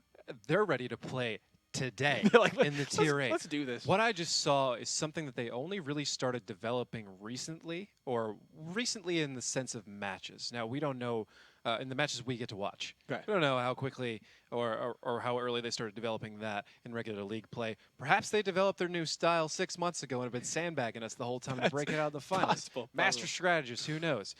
What I've seen out of them is the ability to play that head game develop faster than it has in a lot of teams. Whatever was restraining them from doing it in the past is gone. I feel like it's probably a team cohesion thing. Okay. This is not something that people typically learn. Germ had to have had this the whole time. Okay. And he's now getting comfortable enough to use it. Yeah. Has enough confidence from his team, enough trust to be able to make those calls. Something along those lines. Because he knew the Southeast had gotten cleared. That leaves them one option. Pivot around, go up into the North cap, right? Here's the thing. You never want to do what the other team wants you to do. If they're forcing you somewhere, you want to not go there. Now, sometimes that's not always possible. Right.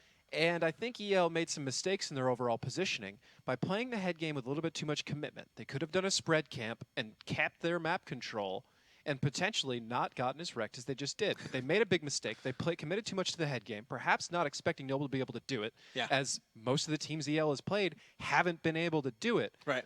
But Noble just told him, hey, that's not going to work on us. No. They gave him the feint. They showed him some tanks. They pulled him around the other side and just took out everything that was in the way. They slowed down a little bit too much, but then after that, got their pacing back and just absolutely ruined all the tanks that were there in Delta Village. I mean, they were controlling EL the moment they pushed that IS-7 in that K0 line. I mean, like you said, they pulled the heavier tanks out of Delta Village, which then got lit up from the guys down the city, and just like clockwork, EL went down one by one, Noble claiming that victory. David, what I'm excited, and I don't know if that's why you're smiling right now, is we're about to go into Himmelsdorf. I'm just smiling because we haven't gotten to watch tanks in a long time. Sure. I mean, that's true. It's always fun to watch these guys, and also this new format is exciting. But Himmelsdorf, the map that Noble dominated on during Season 1. Oh, yeah, the finals. I mean, they cleaned out high voltage on Himmelsdorf, so I'm excited to see how they're going to integrate this new meta in the map that they're extremely comfortable in. And this is one of the other maps that I've seen EL Gaming play in the past, and their style of play is very different from what we've seen out of NA a lot of the time. But again, that's all kind of irrelevant because they're driving tier 10s now, and everything just doesn't matter what just happened. I feel like we'll probably see a good amount of presence on Hill. Hill fight's going to matter a lot because of range, you can shoot. Most importantly, your spotting distance at tier 10 is massive. Yeah. You own that hill, you own almost everything underneath it. So you unless want you have that hard hill. cover. Whereas tier 8, you can't see all the way over to like the 3 line, that kind of thing. And this, you see it a little bit further. Now, cap is cap. I should say the maximum view distance is the maximum view distance. And it was possible to get at tier 8. So in some instances, not as different. Okay. But it's still going to have an impact. I feel like the hill is even more important than it was before. Sure. It already was important. It's always been a huge part of the meta ever since Season 1. It tapered off a little bit for NA in season, or well, I should say season 1 in 2012 or whatever. The Right, season the 1 from the season, new league, or the league as it stands now, 2015 to 2016, the most recent specific. season, There. I should say. Yeah. It tapered off in NA for a while, and then it came back after the EU and RU finals where they used it a lot, and they never really stopped using it over there. Gotcha. So I would not be surprised to see that, but we get in some dangerous territory. Mouse, E100, the FE215B. These are heavy tanks that either have a lot of alpha or a lot of damage per minute that are difficult to penetrate at certain angles, and they can lock down this map so badly. This map, I have never liked to play this map. I've told you about it before. The more you learn about it, the more terrifying it is. Every corner, every angle, every corner window, is death. Every corner is death. And some people were like, "Oh, come on, the meta is this." The meta, yeah, okay. Play professional, rely on the meta, and eventually that one team parks 6 tanks in the spot they shouldn't be, that you couldn't spot, and you lose around. your first 2 guys, Yeah. and then it all falls apart. You can't rely on it. Scary. You can't. Sounds I think the 9 line, the 8-9 line, the tank alley, the banana, as some of the EU guys like to call it for some reason, it's slightly curved. Well, it's food. Waffle, banana. Oh, Nothing pancakes. wrong with food. Is going to be hard locked down by tanks that are there. So it's going to be a lot more about probably the 3 line and the hill. I feel like the hill is bar none the most important part of the map, and we're about to find out if these 2 teams feel the same. That's right, ladies and gentlemen. Into our next battle on to Himmelsdorf. EO Gaming's on defense. Noble on offense. Noble just needs to win 1 more, and they're going to take this match. Let's see if EO Gaming can take it back. Let's get right into it and take a look at what we've got for tanks. On defense first, EL Gaming with 3 E100s, 2 IS-7s, and 2 AMX 5120s. That is interesting to me.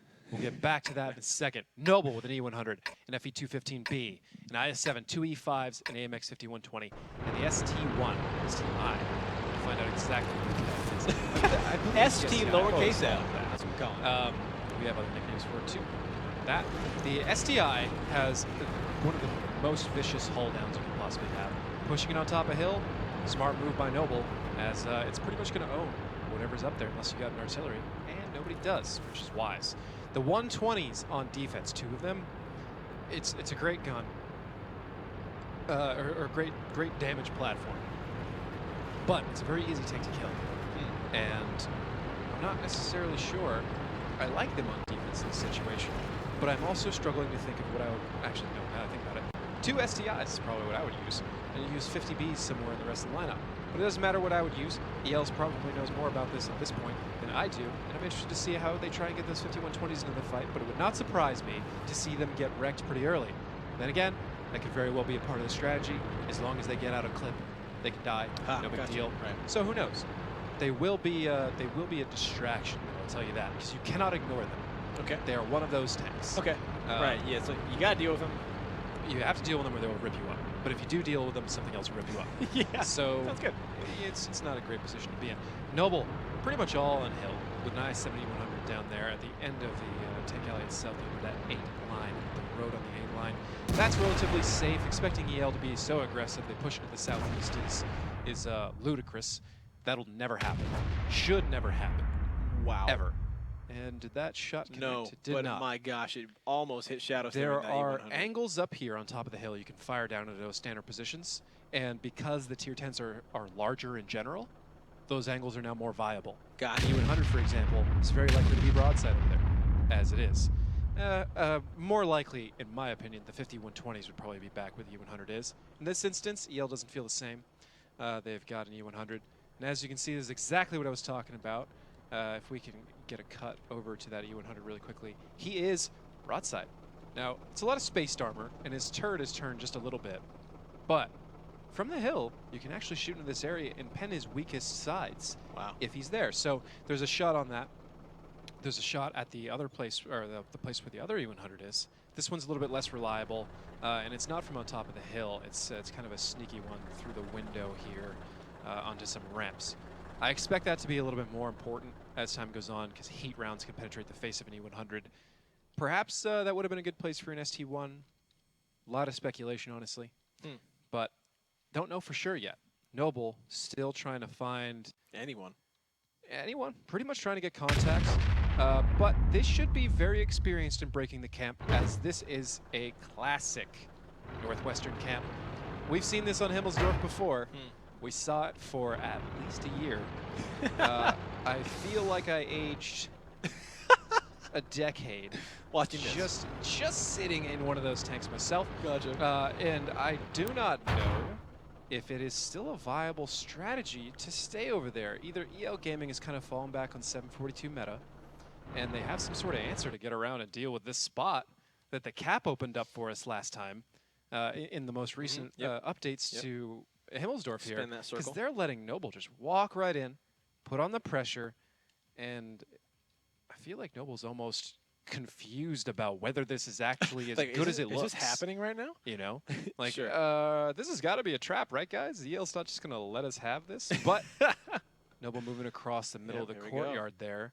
Another pretty classic move. All of this, honestly, this entire format so far has been incredibly nostalgic for me in a lot of ways. Bringing it back. Now, another thing I kind of want to talk about too is what we did see last season toward the end, I should say, was courtyard control, and that became a really big thing. Yes. It seems right now. It's always a thing. Gotcha. It seems right now EO Gaming does not care about that. No, the Northwest camp can negate courtyard control. It's pretty much the only way to do it. Okay. That or be very aggressive on the hill to guarantee that you own the courtyard, which is in a sense courtyard control. This is different kind of semantics. We're not going to get into it. EL has to have some sort of plan here, or Noble's just going to put themselves on cap and cap out, and they're going to have to drive into him. As we saw, Noble put that pressure on High Voltage when they played, and High Voltage had to drive willy-nilly across the cap all day and got wrecked. That's true. Noble knows how to do this. They're being overly cautious. This is their closeout match. If they win this game right here, their offense on Himmelsdorf, which is a tall order a lot of the time these days, they win. It's over. They win the show match against EL 5-2, which would be huge. That's the second best team in the world according to global standards right now, and they're beating them 4-2. And right now, they're looking pretty darn poised to take that fifth match. We'll see if EL's got some sort of trick up their sleeve. I kind of hope they do, because so far, watching these two teams play has been a very nice change of pace. It's been a blast, absolutely. I mean, to both the teams, some of the things have been coming out, both from EL and Noble with this new format has been super impressive, super enjoyable to watch. I also hope all of you guys at home are enjoying it as well. 25 seconds on this clock. Noble trying to close this one out. Now down to 20. It looks like Milton and Akula are the ones stacked onto that cap, and here comes EL Gaming. They're going to have to drive through. It looks like they're deciding all to go down the same alley here. They're just going to brute force their way over. 16 seconds. Canadian Impact is the one that they're going to meet, as well as Commander J. Let's see if they can shut down Shadows from crossing.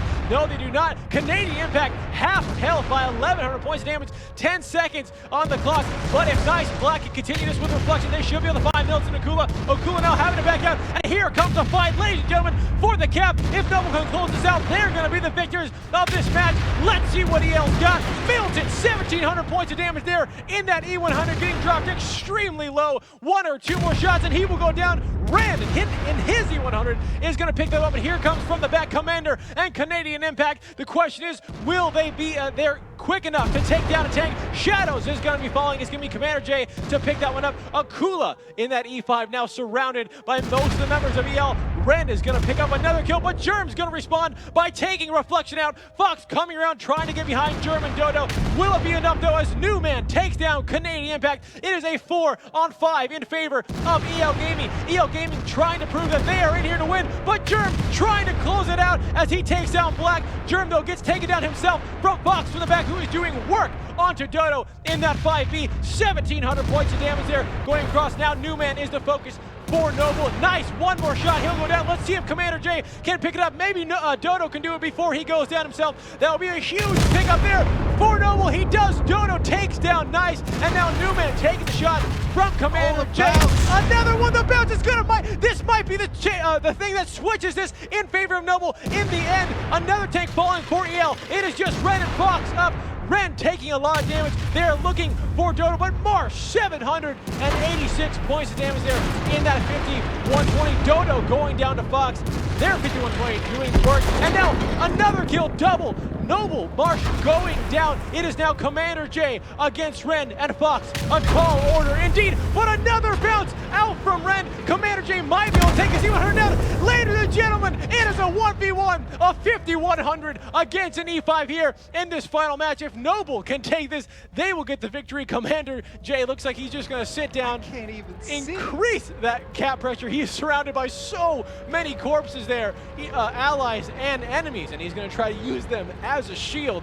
What a chaotic event. A minute and 40 seconds left on the clock. He does have to keep that cap. If he leaves just for a second, Fox just has to run away. So this is going to be up to Fox to find this reset from EL Gaming, or Noble is going to take it 5-2. So there is a possibility that this 5120 can beat Commander J in a head-to-head if he pens all of his shots. If he doesn't get a fire or anything along those lines, doesn't get good rolls on his 4 shots, Commander J will win.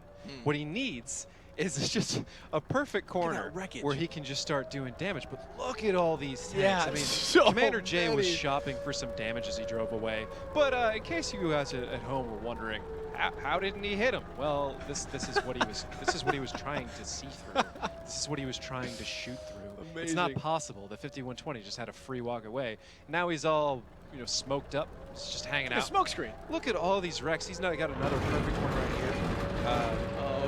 Wait, why are you popping out, Commander J? No, Fox, the single shot, he gets the reset, and that is it. Now Fox just has to back off, but it looks like he's trying to go head-to-head. 42 seconds now. Commander J has no choice but to take down this 5120.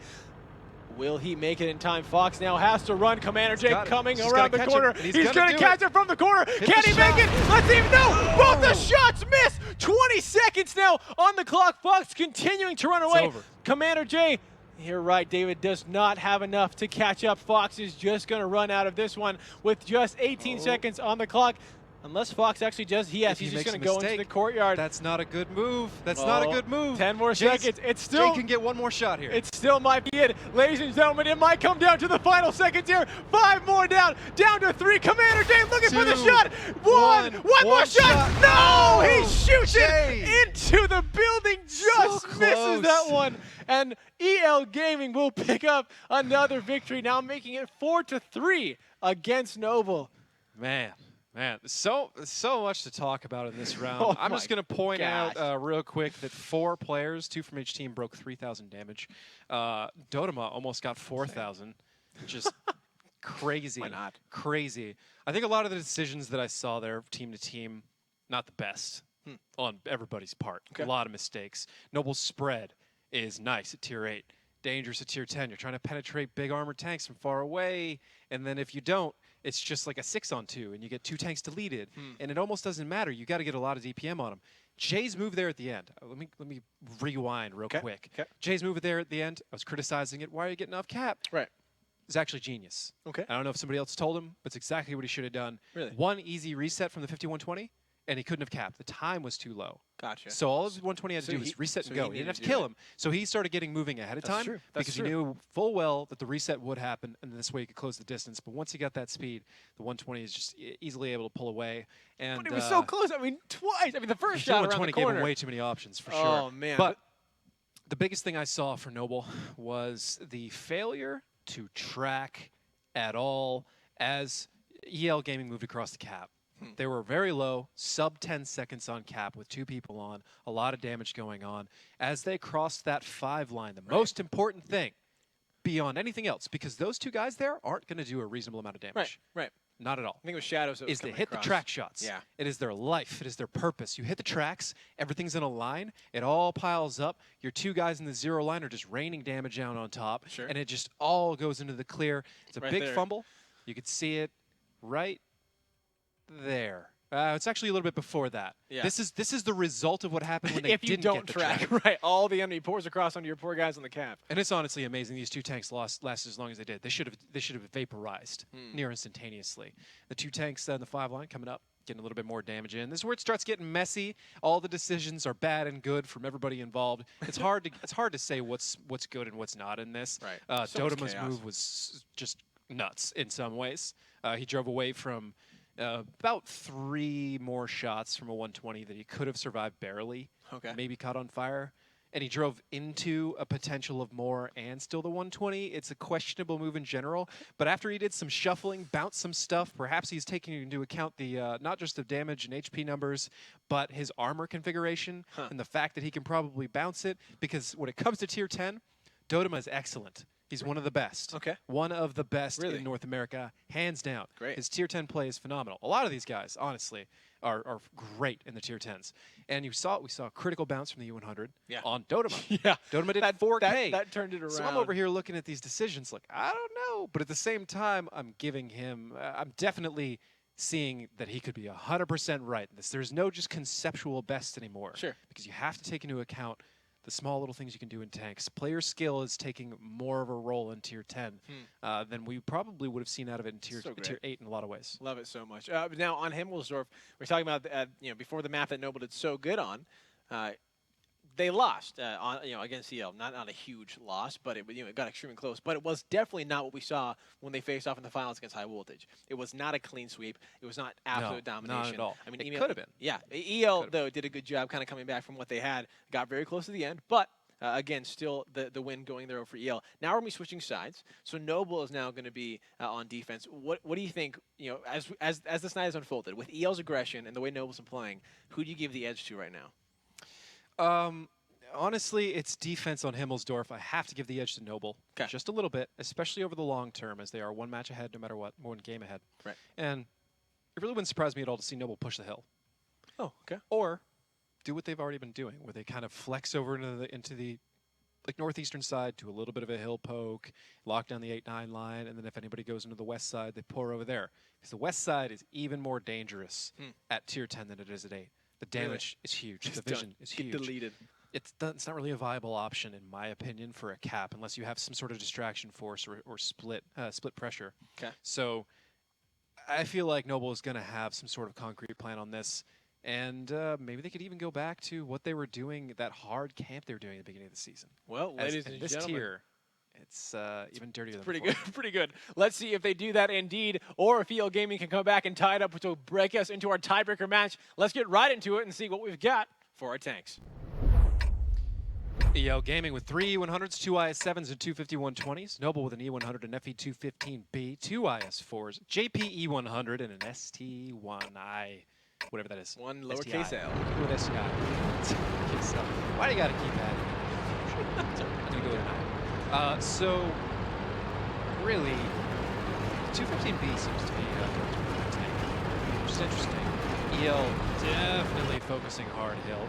But they don't have the STI that Noble used on it before. And that is kind of what was interesting to me here. Let's try and get some eyes. You got the camera over there. You do the STI. Rest of Noble pouring over to the northeast. Yep. So far, exactly as what everyone would expect from both of these teams. EL doing the aggressive move, which is taking the hill. That's about as aggressive as you can get on this map with like reliability, with responsibility. Okay. They could certainly do a middle push, but the days of that being possible are long gone, in my opinion. Okay. So they're going to take hill, about as aggressive as they can be, and Noble setting a spread camp into the northeast like they've done in the past. Multiple STIs to have that absolutely insane hull down positioning that they've been having, and or that they're capable of. And they're just going to wait for EL to either show up in the 8 line or the 0 line. And they probably got some sort of scripted move to move back to guard the 1 cap in the event they see anything over there. And they've got enough vision to see anything that goes. So right now, Noble sitting pretty, looking good. All they've got to do is execute and hit their shots. And they should be able to pull this out against EL. But we've seen EL fight their way out of harder positions than this. Yeah, absolutely. Now looking at Akula's position right here for Noble and then IS4, down kind of, if you guys can see on the camera in the C9 position, can he be spotted from the hill? Let's say if Reflection were to push off for another take or push over at closer. Is there a line of sight from him? Let's check him personally.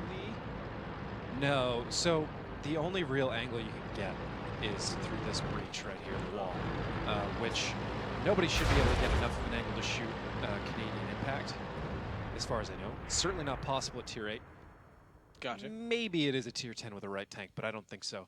And they're just looking, seeing what there is to see. There are a few shots into other tricky places.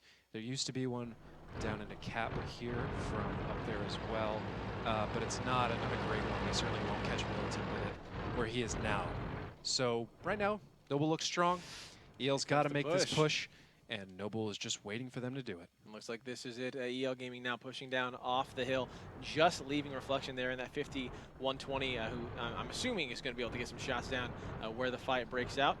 Now we have German Akula just waiting. Now here comes the telling part. When EL pushes, how much damage can Noble do to them? It's going to be Black. This is the spot. He gets lit up. 1,500 points of damage, just barely getting out of there. And the return fire coming from EL Gaming. All not bounces. a single scratch. All bounces there going on to Noble. A beautiful start from this battle. And again, if Noble picks this up, they will take this match. Black having to back up in that IS-7. Super series of unfortunate events that are coming up from EL Gaming. No, it's tricky. Noble cannot over-respond here, and they can't under-respond here. If they let Militant go head-to-head with these multiple E100s and not keep this spotted, or if he doesn't keep it spotted, they'll get too close, and it can very easily turn on Noble from there. If he does keep them spotted, he's risking damage. He's got to play this in a very tricky way against a very good team. EL Gaming's execution and their intuition on what to do is very, very high. What they're doing right now, if I remember correctly, is the echelon formation. This is something you see out of Untitled a lot. Everybody's stacked on top of each other, sharing armor, and all their guns are focused on Militant. He cannot poke or he will be vaporized. Let's just give you a little glimpse of what this looks like from the front. All you see is the heaviest armored parts. You have a little misbehaving there. The heaviest armored parts of all these tanks, all in a row. And then you see all these guns looking right at where you are. right at Militant here. And if you're Militant, you take one look at that, you just see. The first nope. shot going by there, thanks. just missing. No thanks. And yeah, he's not even going to risk it. No. He's not even trying to MLG this. It's just smart. That's good for him. Stay back. Well, he's got the spotting from the STI and the IS-4 from German Akula there. They can see right up the 8 line.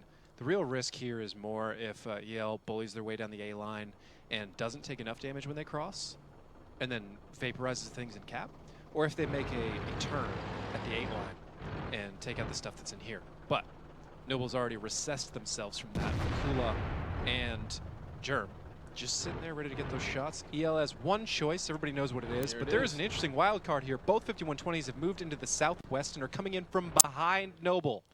Oh, I did not see that. Nice spotting there. You're right. Going out one on the, just going the 2 and 4 line, it looks like. They're coming from EL Gaming. They're going to get behind. They're going to find Dodo and Marsh. Now, if that happens, that is going to be a bit of a predicament. Now, if you're Noble, I mean, is there any way to know this is about to happen? Or They've already moved it. Oh, there it is. Reflection, taking 410 points of damage there. Coming out there, I believe that was Canadian Impact to take that shot in that IS-4. Nice spotting there. Dodo already did reposition. Now EL Gaming is split. Now, if Noble were to take the members that they have right now and push it, I guess they shouldn't push. Right? They shouldn't push. Pushing uphill in this situation would be very, very, very bad. Once you get to the A9 corner, the people in the 0 line have much better positions than you do, Gotcha. bar none. Dodo has to clutch this. They pretty much cannot afford to spend more tanks there. He has to be able to repel Fox if he comes around this corner and keep Reflection locked. Reflection is not the concern here, though. Reflection's too scared. If he keeps getting shot, and I don't blame him for that, by the way.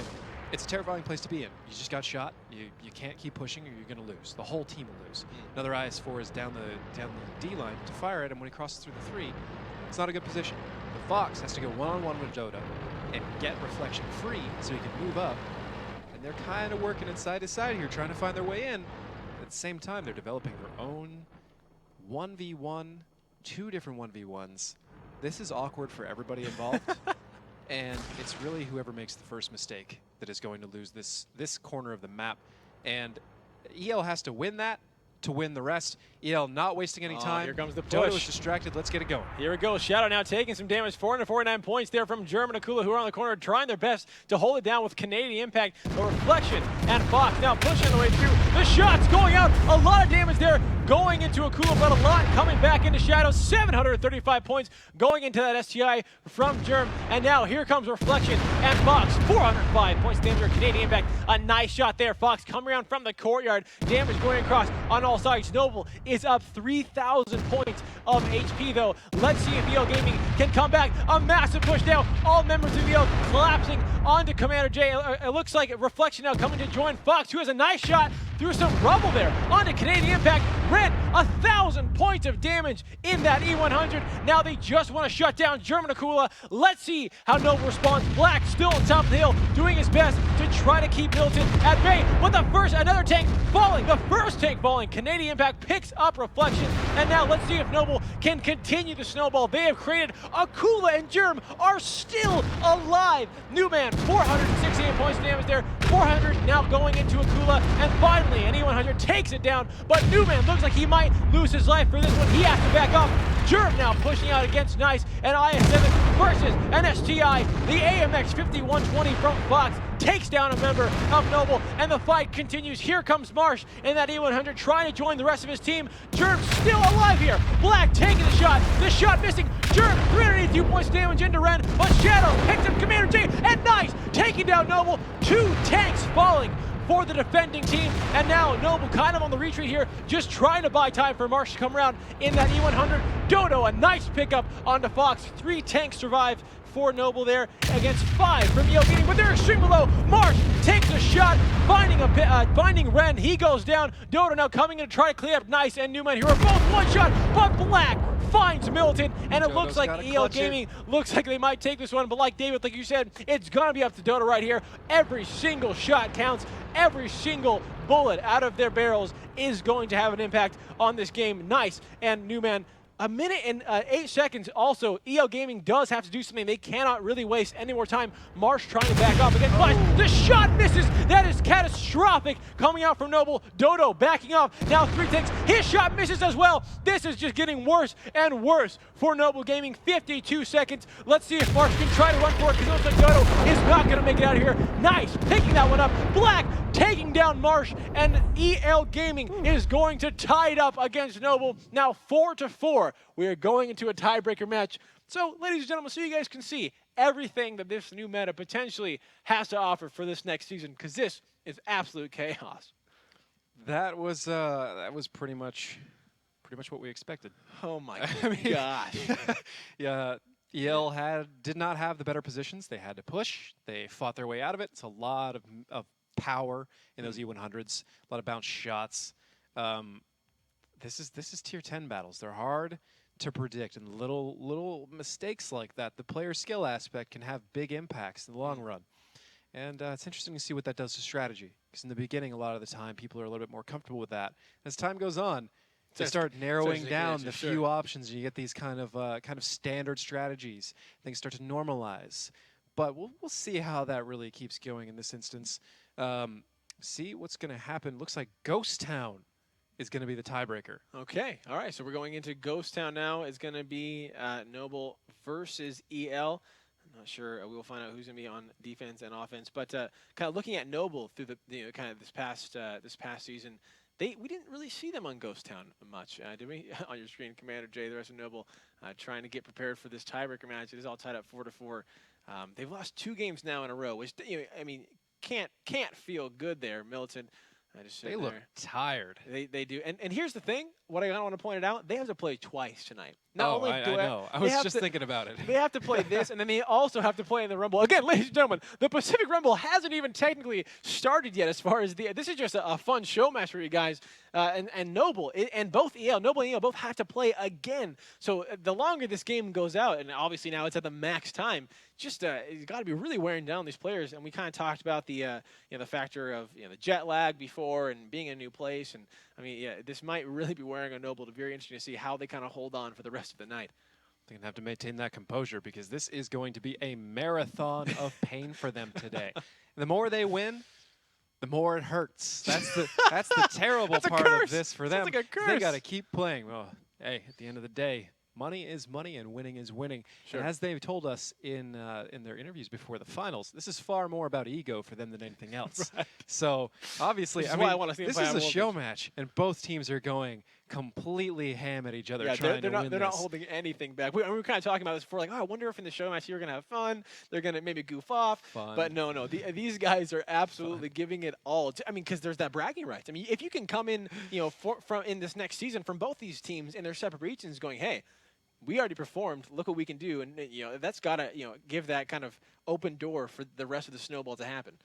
Absolutely, and it's a dangerous game talking about the whole fun aspect of things. I was kind of laughing about it to myself because you get to a point when you perform well enough to where the only thing that is fun is complete and utter domination of your opponent. So even if you That's the only thing that gives you joy.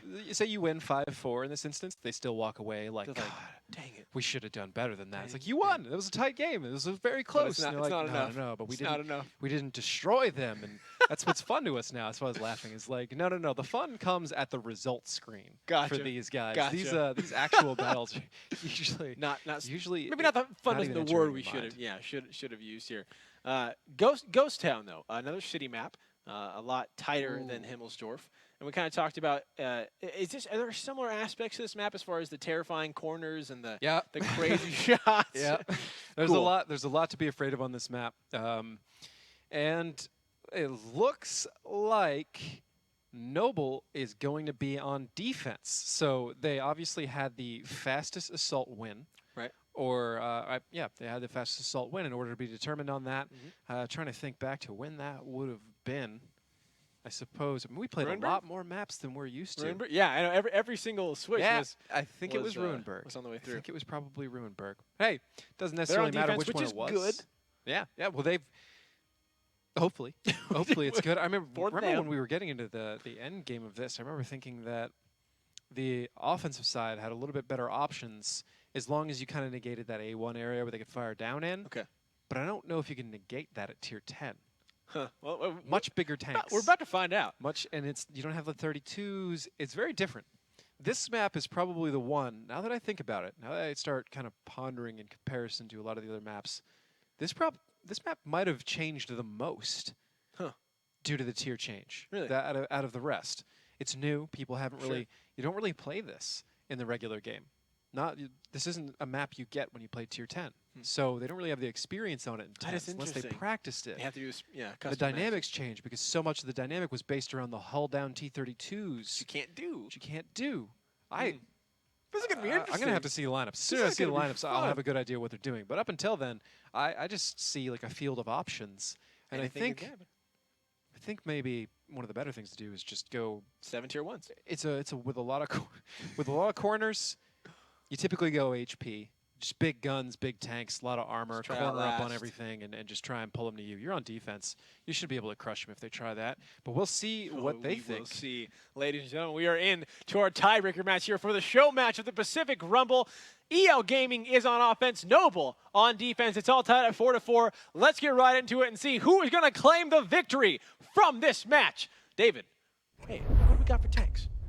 For EL Gaming on offense, we got an E100, 4 IS-7s, and 2 5120s. For Noble, 4 E100s, an IS-7, and 2 STIs. The STI is actually probably what can kind of replace the T-32 in that spot. Okay. Now that we're talking about it. It's better than the 32 for that, for the most part. So pretty much standard and kind of expected. The IS-7s are more the assault heavy. The U100s are more the defensive heavy, the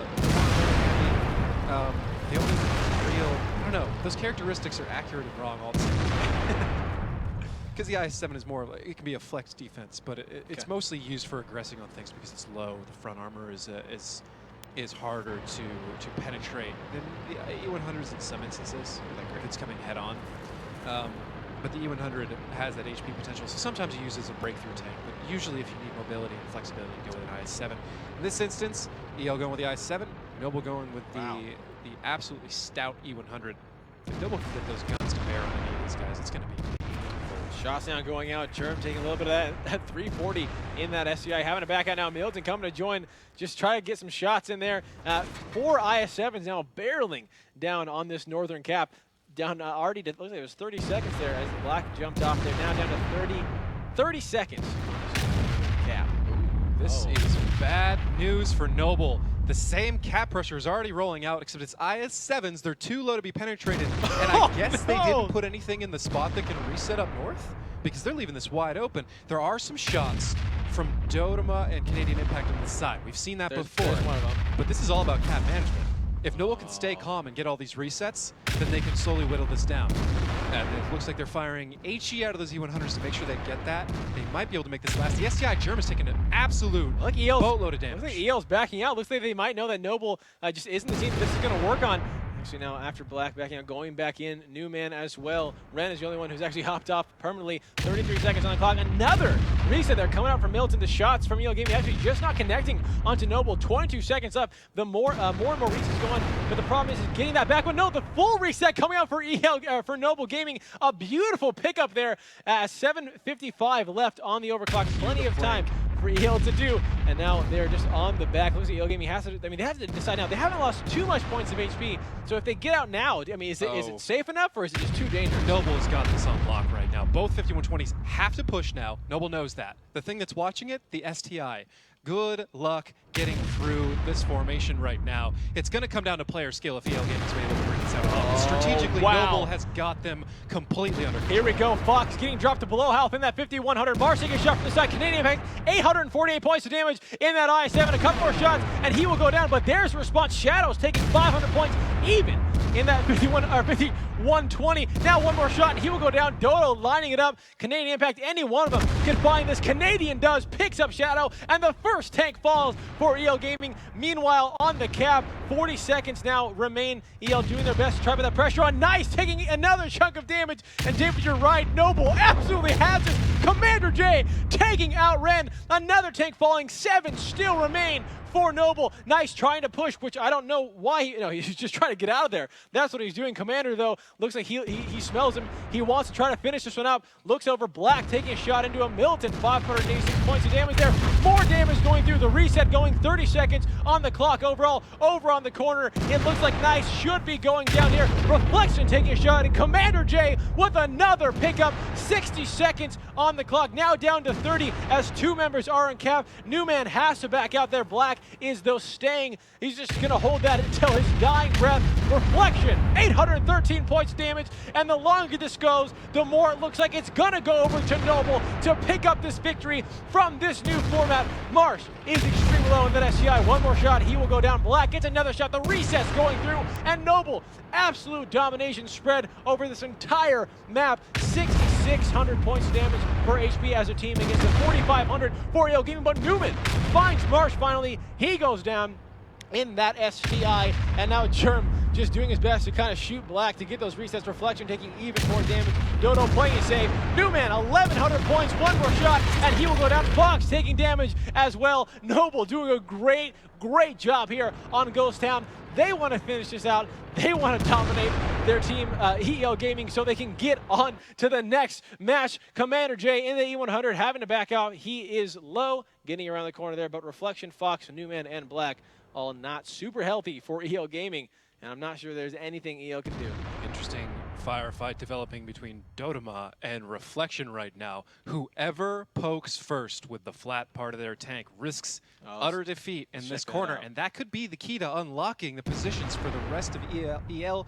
Dodo playing it smart, not taking a risk, wiggling around a little bit just in case somebody gets an angle on him that he didn't expect, perhaps just to kind of keep himself occupied, because he should not go anywhere until he knows he has a kill shot, or until he knows he needs to back off. The rest of Noble just casually resetting cap.